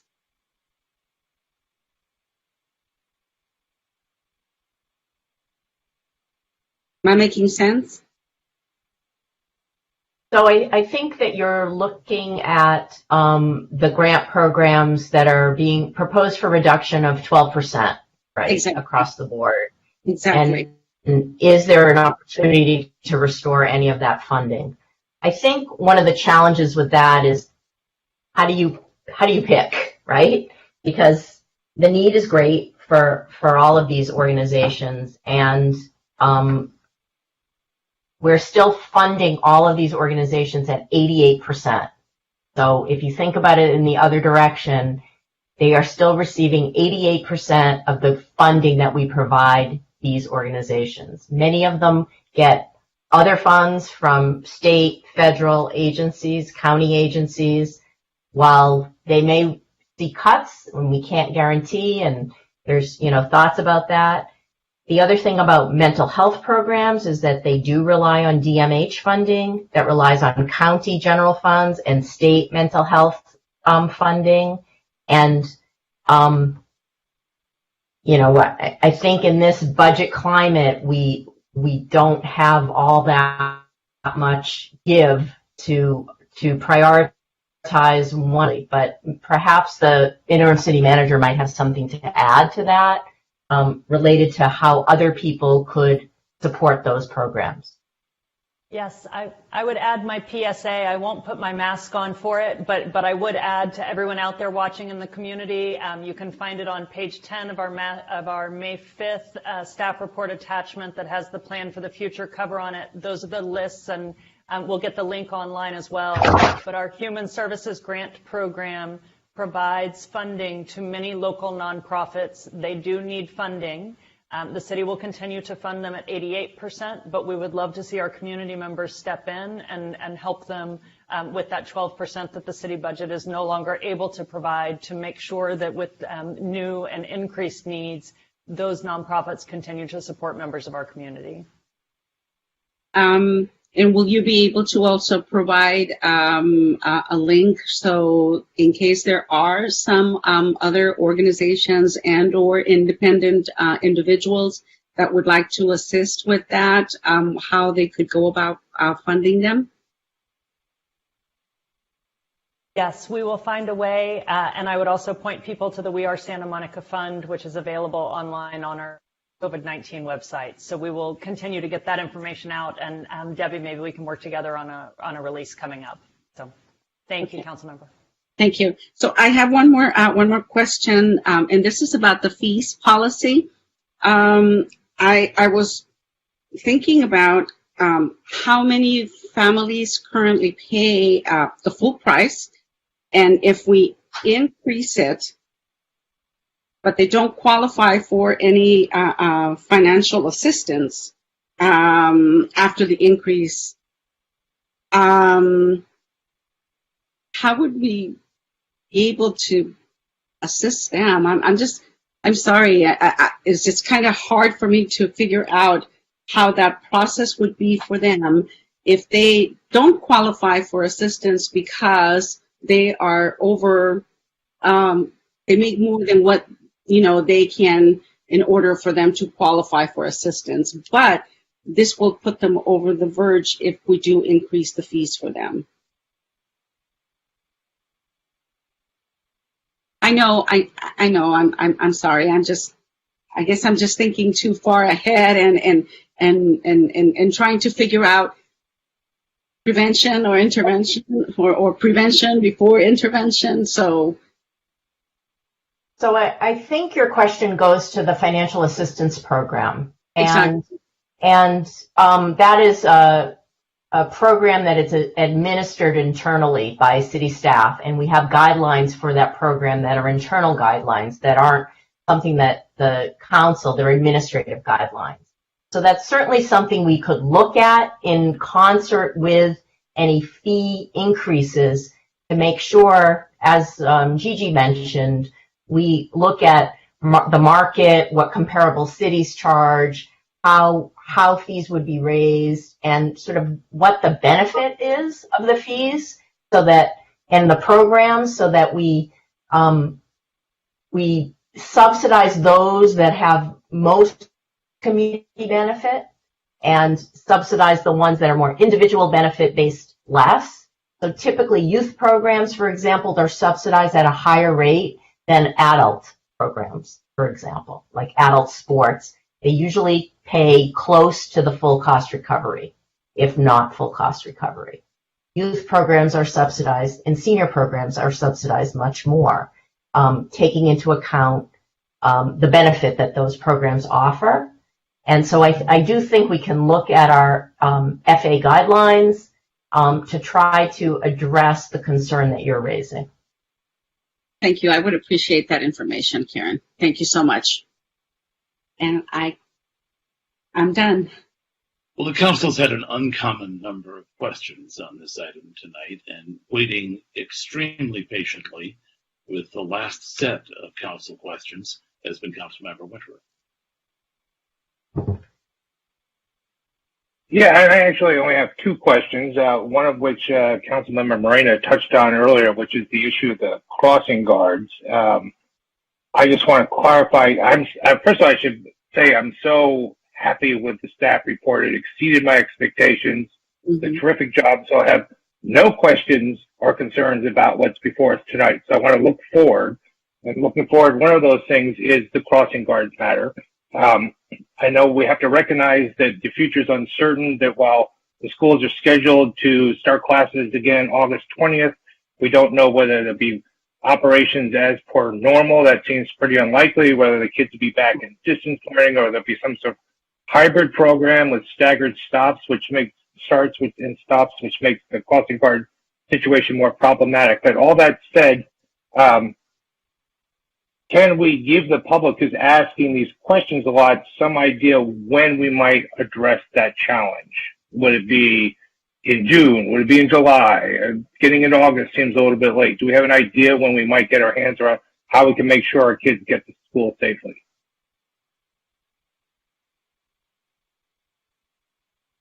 And that's my first question. It's the right question, Council Member. I'm not sure it's one we are prepared to answer. Can I tell you that we will provide an update in the staff report for June 9th for the study session?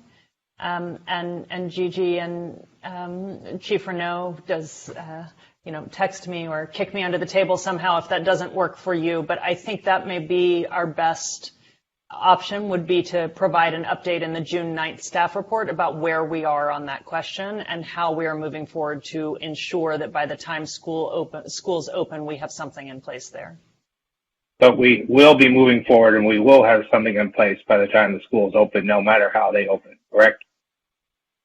Which is not giving up on the possibility that we may need the community's help. But yes, we are committed to keeping students safe as they cross the street to school. All right, and then my next question about stuff coming up is about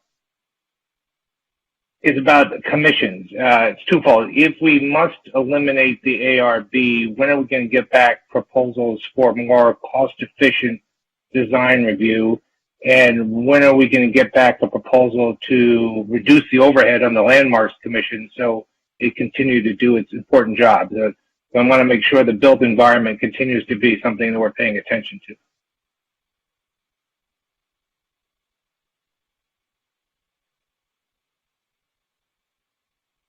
I know that David's with us, but I don't know if he's in the presenter queue. So those are topics that we have been addressing. I think the ARB issue we have reached a solution with that does not require additional funding. Landmarks is more complicated in terms of exactly what we are going to be doing there. We can try to come back on that in the June 9th study session to provide an update to the community. I want to caution that I can only say that so many times tonight because you do have a reduced staff and a lot going on. So I've now said that twice. I consider myself kicked under the table by relevant staff twice.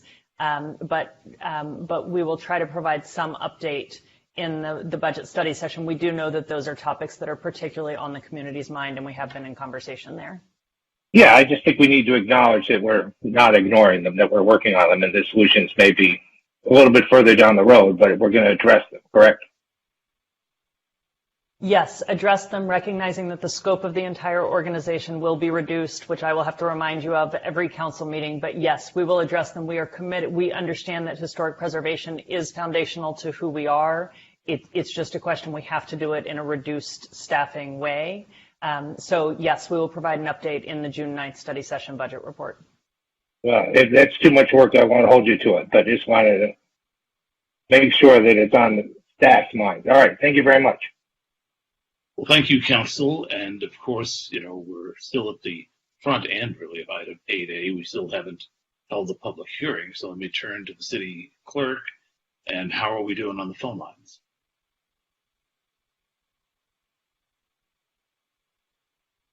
I knew we had one call going in. We have 8 callers. Then let's open the public hearing on item 8A and ask our guides and assistants to start bringing those phone calls to us now. Grand Spring and Bowman. Hi, welcome to the meeting. Oh, hi. How are you?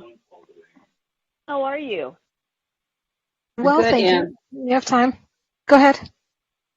I can go ahead.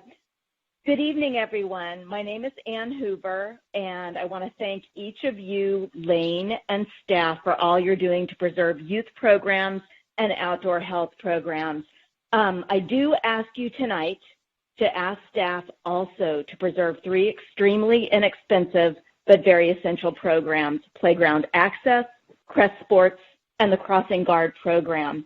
I would urge you to discard Presidium's critique, as I don't think any of that is borne out in practice. And with Playground Access, a parent or a parent's designee must sign out each child before they can leave the playground.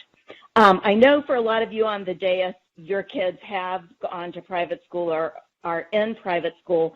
So I want you to, if I can help you understand Playground Access, please let me do so. 1,835 children participate in Playground Access. There is no other program like it in the city, and it's completely unique. Kids can play on the playground equipment or just run around on the grass with their friends. It is all about the unstructured free play that 21st century children so desperately need. We're a city largely of renters with no backyards. Even the backyards of most houses in towns are not large enough even for a decent game of tag. And our few parks are not safe enough to leave young children in for unsupervised play. Playground Access gives kids safe, recreational access to our public spaces. Playground Access gives parents peace of mind to let their children roam free while still being supervised for a few minutes or a few hours each week right after school. My own kids both loved Playground Access. It's a 20-year-old program that must remain a part of the Crest offerings, as there already are significant staffing synergies and financial savings that occur. Ditto for Crest Sports. 1,182 elementary school kids play Crest Sports, and 433. The time is up. Okay, Katie Hoover is going to take over for me. Thanks. Thank you. Transferring Katie Hoover. Hi, welcome, Ms. Hoover. You're in the meeting. Am I on? You are, Okay. yes. So for Crest Sports, 433 middle school kids play as well. That's 1,600 of our children and youth. Compared with local league and club sports, prior tryouts, Crest is open to all, and you get to play with your own friends at your own local school. In addition to providing unique programs for 1,835 community kids in Playground Access and 1,615 kids in Crest Sports, that's 3,450 participants. Both programs significantly aid working parents, allowing parents to pick up children from school sites later in the workday. In contrast, there are only 2,140 kids in the programs staff recommends you save tonight. Please don't neglect the much larger number of kids who need Playground Access in Crest Sports.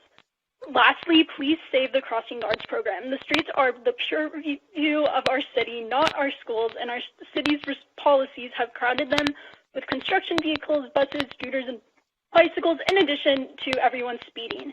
Our children need to be able to cross streets safely, and this is a program that rightly should be conducted by adults and remain within and be a priority of our city's department. In conclusion, please restore the very low-cost yet hugely impactful playground access, crest sports, and the crossing guard programs. Thank you. Thank you.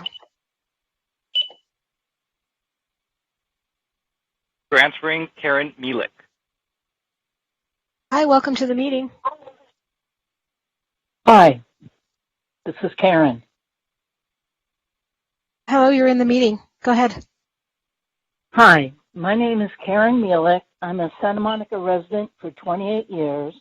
I've swum regularly at the Santa Monica pools for 32 years. I tried commenting at the May 5th meeting, but got disconnected. Thank you for your support for the Santa Monica Swim Center and its importance to the health and well-being of the broadest spectrum of Santa Monica residents, from babies to the 108-year-old woman who swam regularly before it closed. Please support the reopening of the swim center as proposed with the very modest funding of only $14,000, and maybe more so that the hours aren't reduced as much. Right now they're planned to be only 12 hours per week in the winter. And please allow for modifications to the proposed details of how and when programs are restored. The staff report says youth swim lessons and recreational lap swimming to start with a progression to permit groups. While youth lessons are important, they are difficult to do social distancing. The permit groups, particularly the youth swim team, Santa Monica, and the SCAC Masters program have supervised and structured workouts where social distancing and sanitation requirements can be met. There's an aquatic stakeholders meeting tomorrow. I hope we'll be able to discuss reopening options instead of just being told of decisions without our input. Thank you again for your support and importance of the Santa Monica Swim Center. Thank you.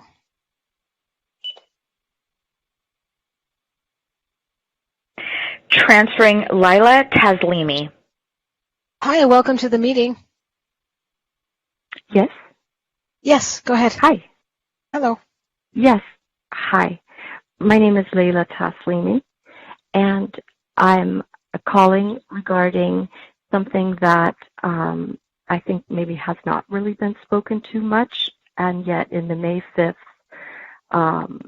budget cuts, it represented, it represented 9% out of the $60.6 million in terms of dollars, but it represented about 17% of the FTE reduction, and this is in the area of our libraries.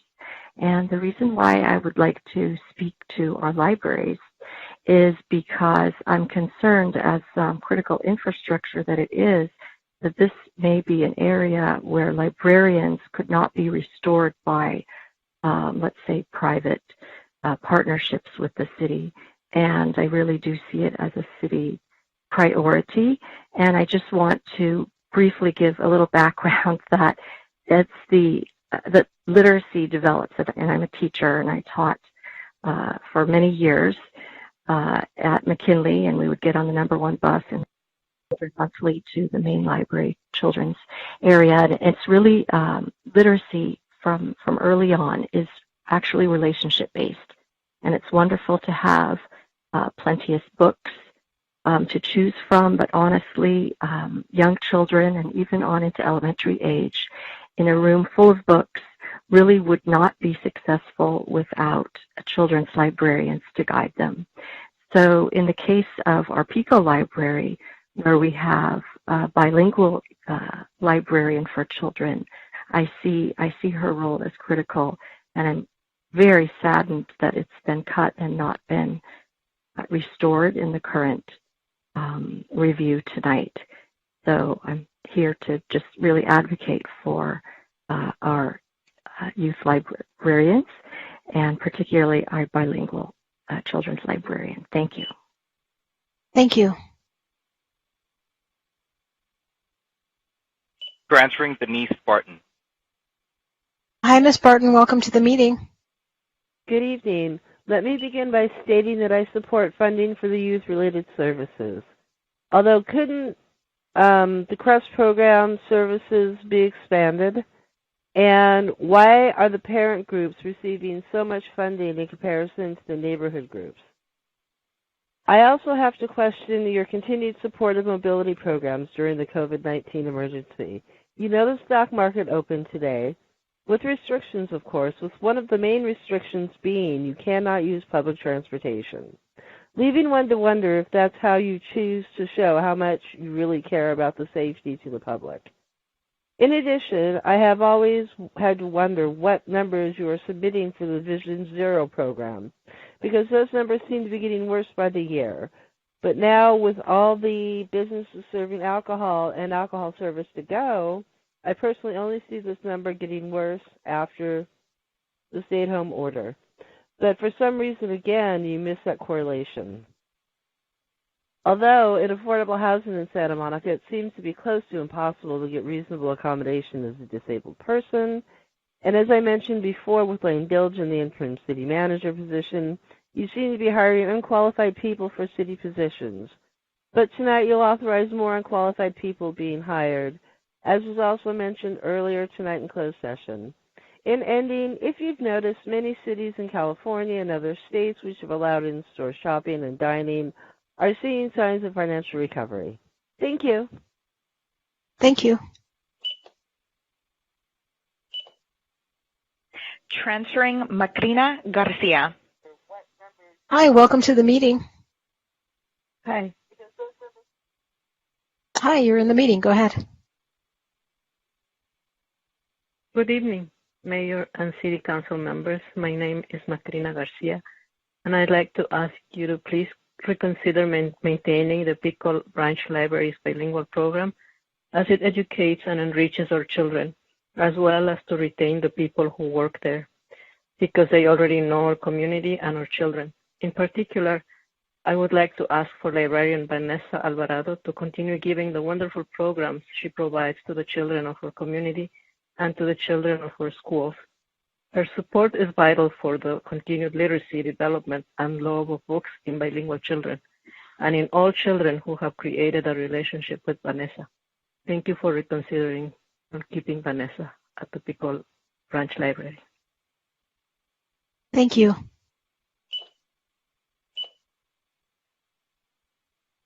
Transferring Angela Scott. Hi, welcome to the meeting. Hi, good evening, Mayor and City Council members. My name is Angela Scott, and I'm a Pico area resident, parent, and volunteer. First and foremost, thank you for your courageous efforts in navigating through this challenging post-COVID world. I'd like to explore a few key services that we have on the agenda. Funding for youth-related programs. How will this allocation address mental health services for children, youth, and young adults as it relates to post-traumatic stress disorder, severe anxiety, and/or depression due to COVID-19? While playgrounds, basketball courts, and field access are wonderful outlets, our children also need to know it's okay not to be okay. Perhaps some form of healing component can take place where counselors and peer groups meet in a community garden. They can learn to bring botanical life into the world as they learn to cope and heal from this pandemic. Another question, will the technology room be available in effort to close the educational equity gaps for children experiencing connectivity issues? Is there still going to be free internet service available for low-income families in need? And then another point, with respect to the economic recovery and cultural arts, is the Belmar History and Art Project slated for funding? Through an equity lens, this is a wonderful commemorative project that celebrates the rich contributions of Santa Monica's African American residences and businesses. Yes, this is a historical time in the world as we reimagine a new Santa Monica post a national pandemic. Other cities will look to us as a model for innovative pathways towards a successful new normal. Let's be intentional and empowering, because the decisions we make today greatly affect our tomorrows. That is all. And you guys have a great evening. Thank you. Transferring Carol Lumline. Hi, welcome to the meeting. Thank you. Mayor McEwen and council members, as we described in our letter to you, The Conservancy is engaged with staff to find a way to reinstate the Landmarks Commission.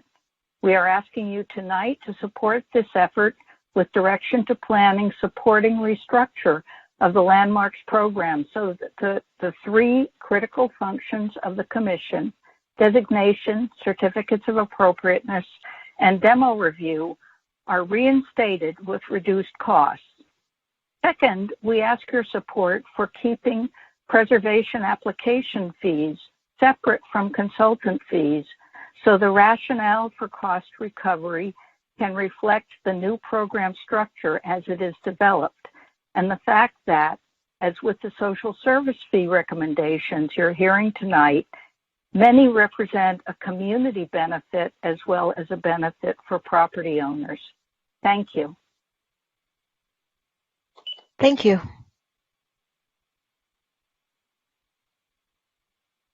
Transferring Erica Leslie. Hi, welcome to the meeting.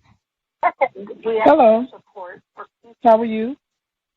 Good, welcome to the meeting. Thank you.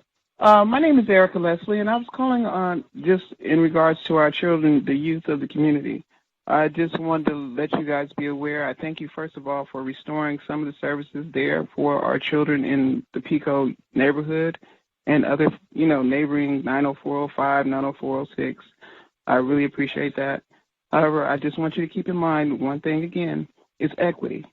That our children, after this pandemic is over and they are released into this post-COVID-19 world, will be traumatized, and they need to see as many familiar faces as they possibly can. And just keep that in mind.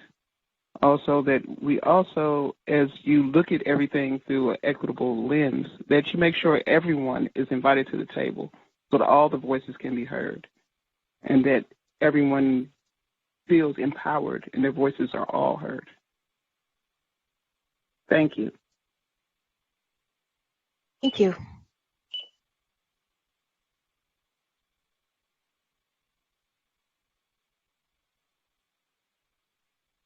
And I believe that was our last caller. Yeah, correct. Well, I want to thank the members of the public for their tenacity and their patience. I know this is not the easiest way to participate. It's not the easiest way for us to run a meeting. It's what we've got to do under the current circumstances. At this point, then, we'll close the public hearing on item 8A. And council, I think that the public testimony was quite broad, and a lot of our questions were quite broad. I'd remind you what's before us tonight is what's on the agenda in item 8A, that is the restoration that staff has come to us with. So we'll open it up for discussion, and hopefully we'll move toward one of three motions we're told we need tonight. One is on the restoration plan, one is on the direction of the staff of how we use the CDGP funds, and the last will be having to do with the potential community and cultural services fee structure. So Councilmember Winter looks like he wants to jump right in. Yeah, I'll make a motion that we give staff the direction to incorporate their restoration priorities into the modified budget that we'll be looking at in June. Second. Okay, we have a motion by Councilmember Winter with a second by Councilmember Davis and a double fist pump from Mayor Pro Tem O'Day. I don't see any further requests to speak, so we can go to a vote on that. Councilmember Morena? Yes. Councilmember Hemmerich? Yes. Councilmember Davis? Yes. Councilmember Winter? Yes. Councilmember Hara? Yes. Mayor Pro Tem O'Day? Yes. And Mayor McKeown? Yes. And that's a 7-0 vote, and it's a bonus for staff. I want to point out that that quick and unanimous vote reflects our gratitude and our trust in the work you've done for us. Really, thank you. That was a remarkable piece of synthesis that you put before us tonight. And that lets us now discuss what we're going to do about the CDGB funds and using them for the housing issues that have been raised. Would somebody like to discuss or make a motion on that? I'll move that we approve item 2. I'll let you have a second. Second. So that's been moved by Councilmember Winter and seconded by Councilmember Morena. Again, I see no request to speak, so we'll do a roll call vote. Mayor Pro Tem O'Day? Councilmember Hara? Yes. Councilmember Winter? Yes. Councilmember Davis? Yes. Councilmember Himmelrich? Yes. Councilmember Moreno? Yes. And Mayor McKeown? Yes, 7-0, unanimous vote of the City Council on the second part of item 8A. This last part was to provide direction to staff on the updated community services pricing policy. I think our questions pretty well illuminated that is going to be based on a study. For a year from now, there'll be some interim cost of living things. Is there a motion of direction that any council member would like to make that includes what we've already determined through our questioning? I'm going to go ahead and move it, provided that that is already under the. This is only a study, that we're not going to up our fees yet. So my understanding is that we'll have a fee schedule before us as part of the budget. Okay. For the end of June, and then of course the study, we have to look at the results to decide what to do. But no, we're not making the final decision tonight. So that's a motion to give direction. Now we'll move that. Yes. Second. That's been seconded now by Councilmember Davis. So a motion by Councilmember Hara, seconded by Councilmember Davis. I see no. I have a question, Mayor. Question, okay. So the fee guidelines, would they be informing what comes back to us on June 9th in terms of a smaller subset of a fee study?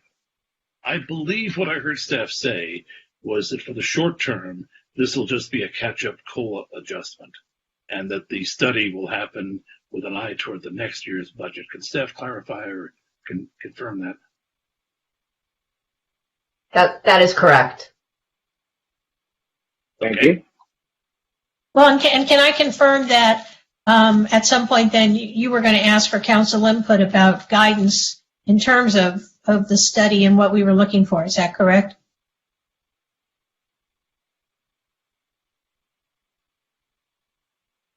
Councilmember, I believe we're looking for that. Sorry, I keep forgetting it's the other device. I believe we're looking for that guidance tonight on the policy that's before you, which will then lead to the study and the fees. And Gigi, correct me if I'm wrong there, but I believe we are looking for your guidance on the policy that was before you in the as an attachment to the staff report.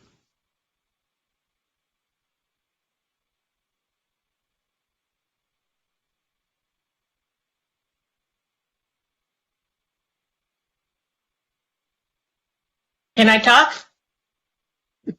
Well, we're kind of waiting for an answer. I think what we're doing here is we're giving some direction on the policy to look at a COLA adjustment for this year and to initiate the process of a study on fees for next year. Is that right? EG nods. I'm waiting for me to. That's all right, just so we can vote. Well, then I still have a question. So, as part of some of the community recreation programs, haven't we been talking about in shorter term potentially raising some of the user fees so that we can expand as needed employees and hours of operation? So I think when we raise our fees to about 9%, or look at raising them in order to bring up the COLA, this is one thing we can do. And Karen, correct me if I'm wrong, but I think we were looking at some potentially shorter term fees that we were going to look at that might come in a little earlier than fiscal year 21-22.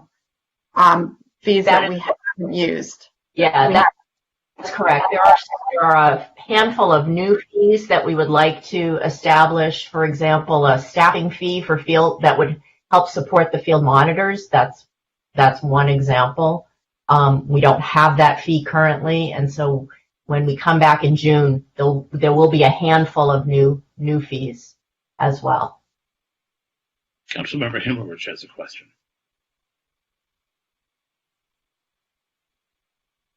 And this is pretty simple. My question is, so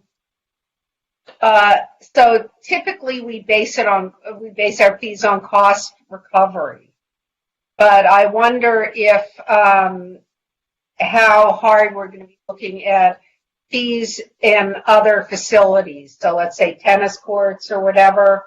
I remember Karen saying at our last meeting that our recovery is 32%.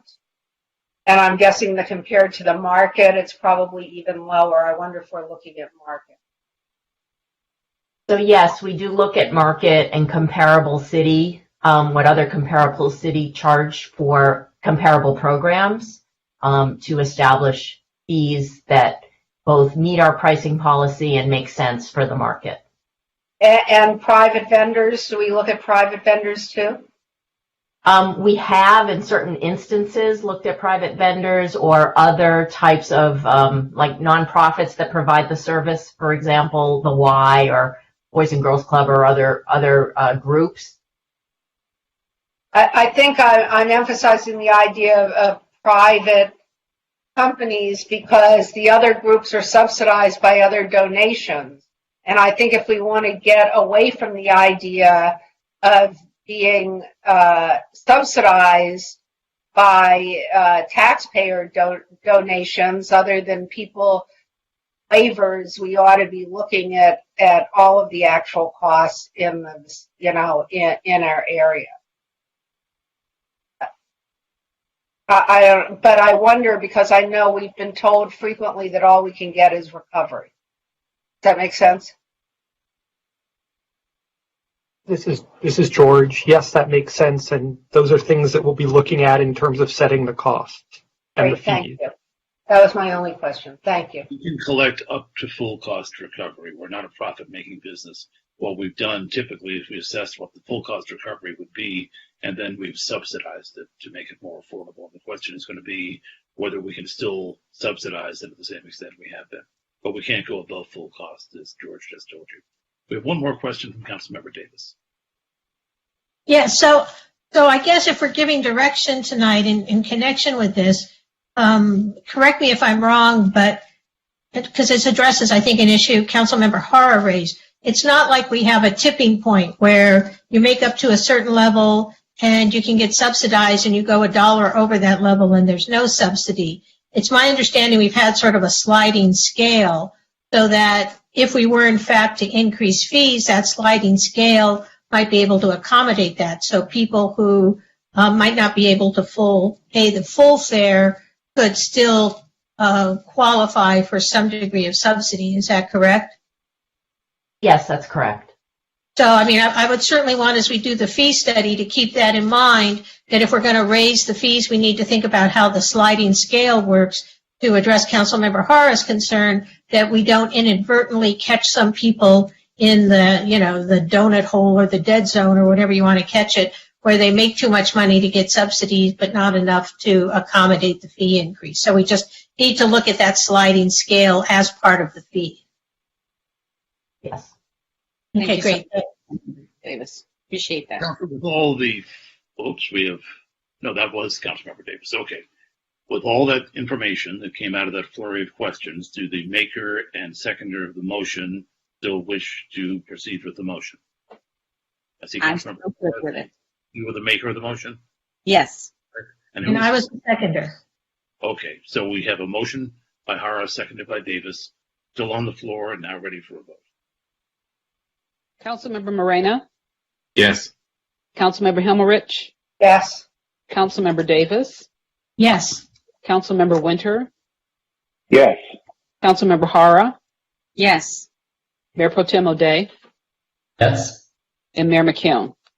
Yes, so the third and final portion of item 8A on our agenda tonight is passed unanimously by the City Council with a 7-0 vote, and that allows us to move on to our council member, item 13. Item 13A is request of Mayor Pro Tem O'Day that in light of the majority of the residents affected now opposing the 9th Street Streetlight Assessment District, Council directs staff to prepare for Council approval a resolution rescinding Council's prior authorization as stated in Resolution 11213 CCS, adopted November 12, 2019, to pay 50% of the cost of the proposed street lighting. And you have one caller who wants to speak. Mayor Pro Tem O'Day, what's up? Well, I'll give you a brief introduction, and if you have questions, defer to staff. But this is a somewhat unusual item in that we have previously decided to form this assessment district and make an investment alongside the residents in lighting as described in this project. In the course of designing and engaging the neighborhood in the design work, it appears that a majority has been lost in support of the project, and we still, as a city, remain on the hook, as do the neighbors, for 50% of the project costs. And in this time, as we've been discussing for many weeks now, we don't need to be spending money if we don't have a strong majority of the neighbors in favor of the project like this. So we can elaborate more as needed, but we also have a speaker right here. Thank you for that. Before we go to the speaker, I just want to turn to the interim city attorney. This process for streetlight assessments is quite legally defined. I mean, there's a petition process and a vote that is binding. Can we do this? Can we indeed, by resolution, back away from the commitment? So it's a complicated answer. It's not a simple answer. I will try to make it as simple as I can, which is under the provisions of the Act that authorize the streetlight assessment, once the streetlight assessment is done, it is in effect final. So the council cannot directly rescind the streetlight assessment. However, here, the streetlight assessment was based, in other words, the streetlight assessment that is assessed against the neighbors was based on 50% of the cost, because the council also agreed to put up 50% of the cost. The council does have the ability to rescind its decision to fund that 50%. That would then leave the proponents of the streetlight assessment with the option of trying to do a petition to come back for a change in the assessment to increase the amount of the assessment for the residents so that they would cover 100% of the cost, and that would have to go through the same process, the petition and approval process. Failing that, there would not be money to pay for the assessment, and so the work would cease. I understood Mayor Pro Tem O'Day's intent to be not to take the city off the hook, but to take the residents off the hook. Actually take us off. And in the absence of the 50%, there would be no basis for proceeding with the work, so the work would not be charged. So our resolution would have the desired effect, which was my question. Unless it would, absent the proponents of the streetlight assessment being able to gather a majority to come back. But if they can't get a majority to pay 50%, they're being able to get a majority to pay 100% is probably pretty unlikely. In effect, yes. So let's open the public hearing and hear who has been waiting on the phone. I have a question. Councilmember Himmelrich. Hold on. Yes, I have a question. Oh, you could hear me. Yes, so my question is, how do we know that over half of the people don't want the assessment? I can answer that as well. There was a petition that was put together by the residents who now oppose it, and it is more than, the petition has been signed by more than 50% of the people who were in the original assessment district. Thanks, because that wasn't attached. I mean, we had no way of knowing what on it or didn't want. Okay, so we're good. We'll open the public hearing.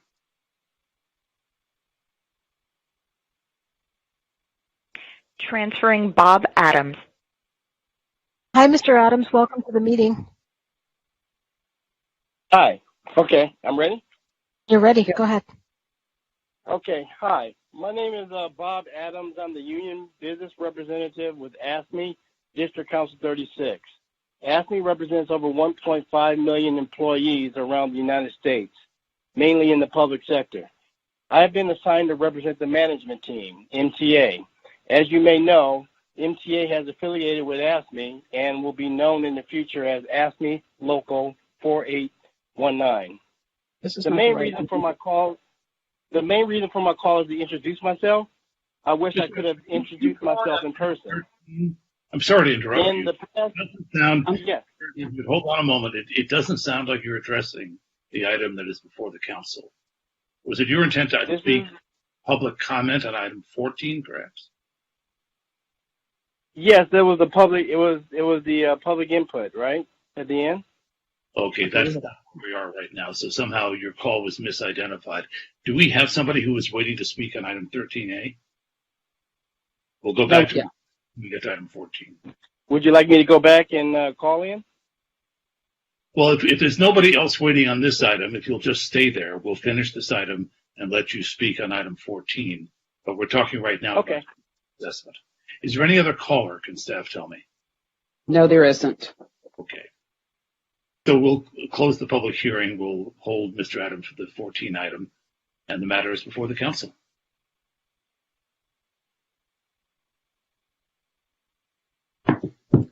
Require some discussion or a motion or something. I'm going to go ahead and second the motion for the sake of discussion. I don't think it's been made yet. I was going to say, who made the motion? I'm happy to make the motion. That's fine. Mayor Pro Tem O'Day. Mayor Pro Tem O'Day. So we have a motion on the floor. Did you wish to speak to the motion, Councilmember Hara? No, I just wanted to go ahead and open it up for discussion, so that's why I went ahead and made the motion. So, Councilmember Moreno. So I got a question. So are these new people who have come up to oppose it, or are these people who were originally in favor of it and now no longer want to contribute?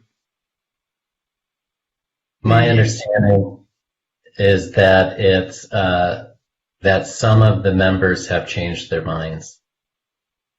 And do you know if that was a dollar consideration? They just weren't aware of the price, or it's just it's odd that they wanted it, now they don't want it, and design and cost.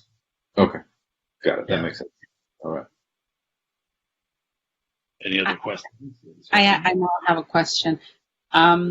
Would they be able to come back at any given time? I guess if they had enough signatures to come back.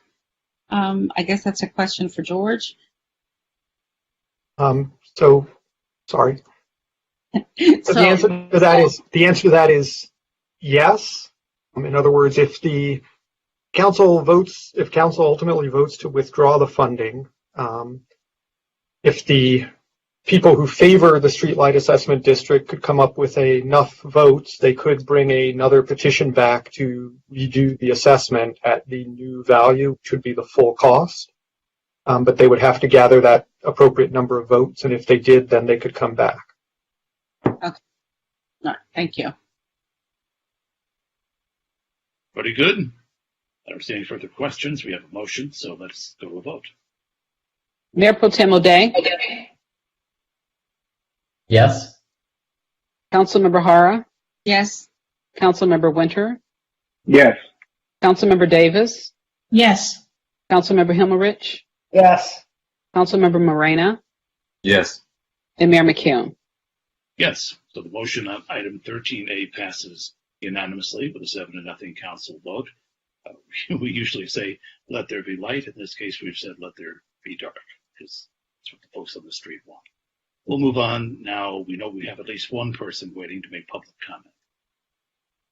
Okay, so we have item 14, which is public comment, public input. Public comment is only permitted on items not on the agenda that is within the subject matter jurisdiction of the city. State law prohibits the city council from taking any action on items not listed on the agenda, including issues raised under this agenda item. And you just have the one request to speak. And Mr. Adam would like to introduce himself, so let's let him do that. Okay. Mr. Adam, you're back in the meeting. Thank you, Honorable Mayor. Sorry for the confusion.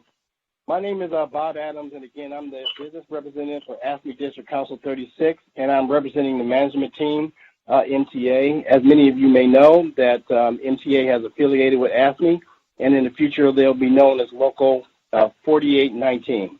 The main reason for my call is to introduce myself, and I really wish I can do this in person. In the past few weeks, I've had the honor to meet with the city manager and HR staff via video conferencing, and I thank the city manager and the staff for their professionalism during the times we've met. I work with a number of cities, and I really do appreciate that. Now, I know this is a difficult time. The COVID pandemic has impacted all of us. As public officials, it is also difficult to have to consider cutbacks and layoffs while trying to deliver expected services to the citizens of Santa Monica. AFSCME wants to be a partner with the city to get through these tough times. This leads me to a second reason why I'm calling, and I would be remiss if I didn't mention it now, just to get ahead of it before it hits the City Council in the weeks ahead. During the pandemic concerns and discussions regarding layoffs and cutbacks, we were told that on a future agenda in June that there will be an item before you put on the November ballot, a measure to remove the civil service system out of the charter and move it in its entirety to the municipal code. Now, I've been inquiring my colleagues of the reasoning for this. However, I have not been given any justifiable reason to overrule my initial thoughts. Such items such as merit rules, the rules of promotional opportunities, disciplinary appeals, the personnel board, and layoffs with the inclusion of seniority are the bedrock of transparency and fairness. This is not the right message right now that if this item is brought forward, and this is not the right time. On April 13th, we sent a letter to the former city manager. Mr. Adams, and your time is up. Your time is up. Thank you. Okay, thank you very much. Mr. Adams, thank you. I'll forward the letter. You will know about it, and we will hear from you again addressed at that point. So item 14 is the last thing on our agenda. I haven't heard any individual adjournment requests from other council members, but I do want to acknowledge and adjourn in the memory of the now 14 Santa Monicans who have died in this pandemic. As we talk about recovery, we really can't afford to forget how serious this is and the pain being felt by the families and friends and co-workers probably of those 14 Santa Monicans, plus some people who've died in nursing homes here who are not counted by the county the way it works. So it's with sadness that we note that number continues to go up. It's another reason why we do ask that when you go out, you wear a mask at all times. Let's look out for each other. Let's look out for ourselves. Let's stay safe. And let's get together and do this again on June 9th. Tuesday night, June 9th will be our next council meeting. Until then, good night. We're adjourned.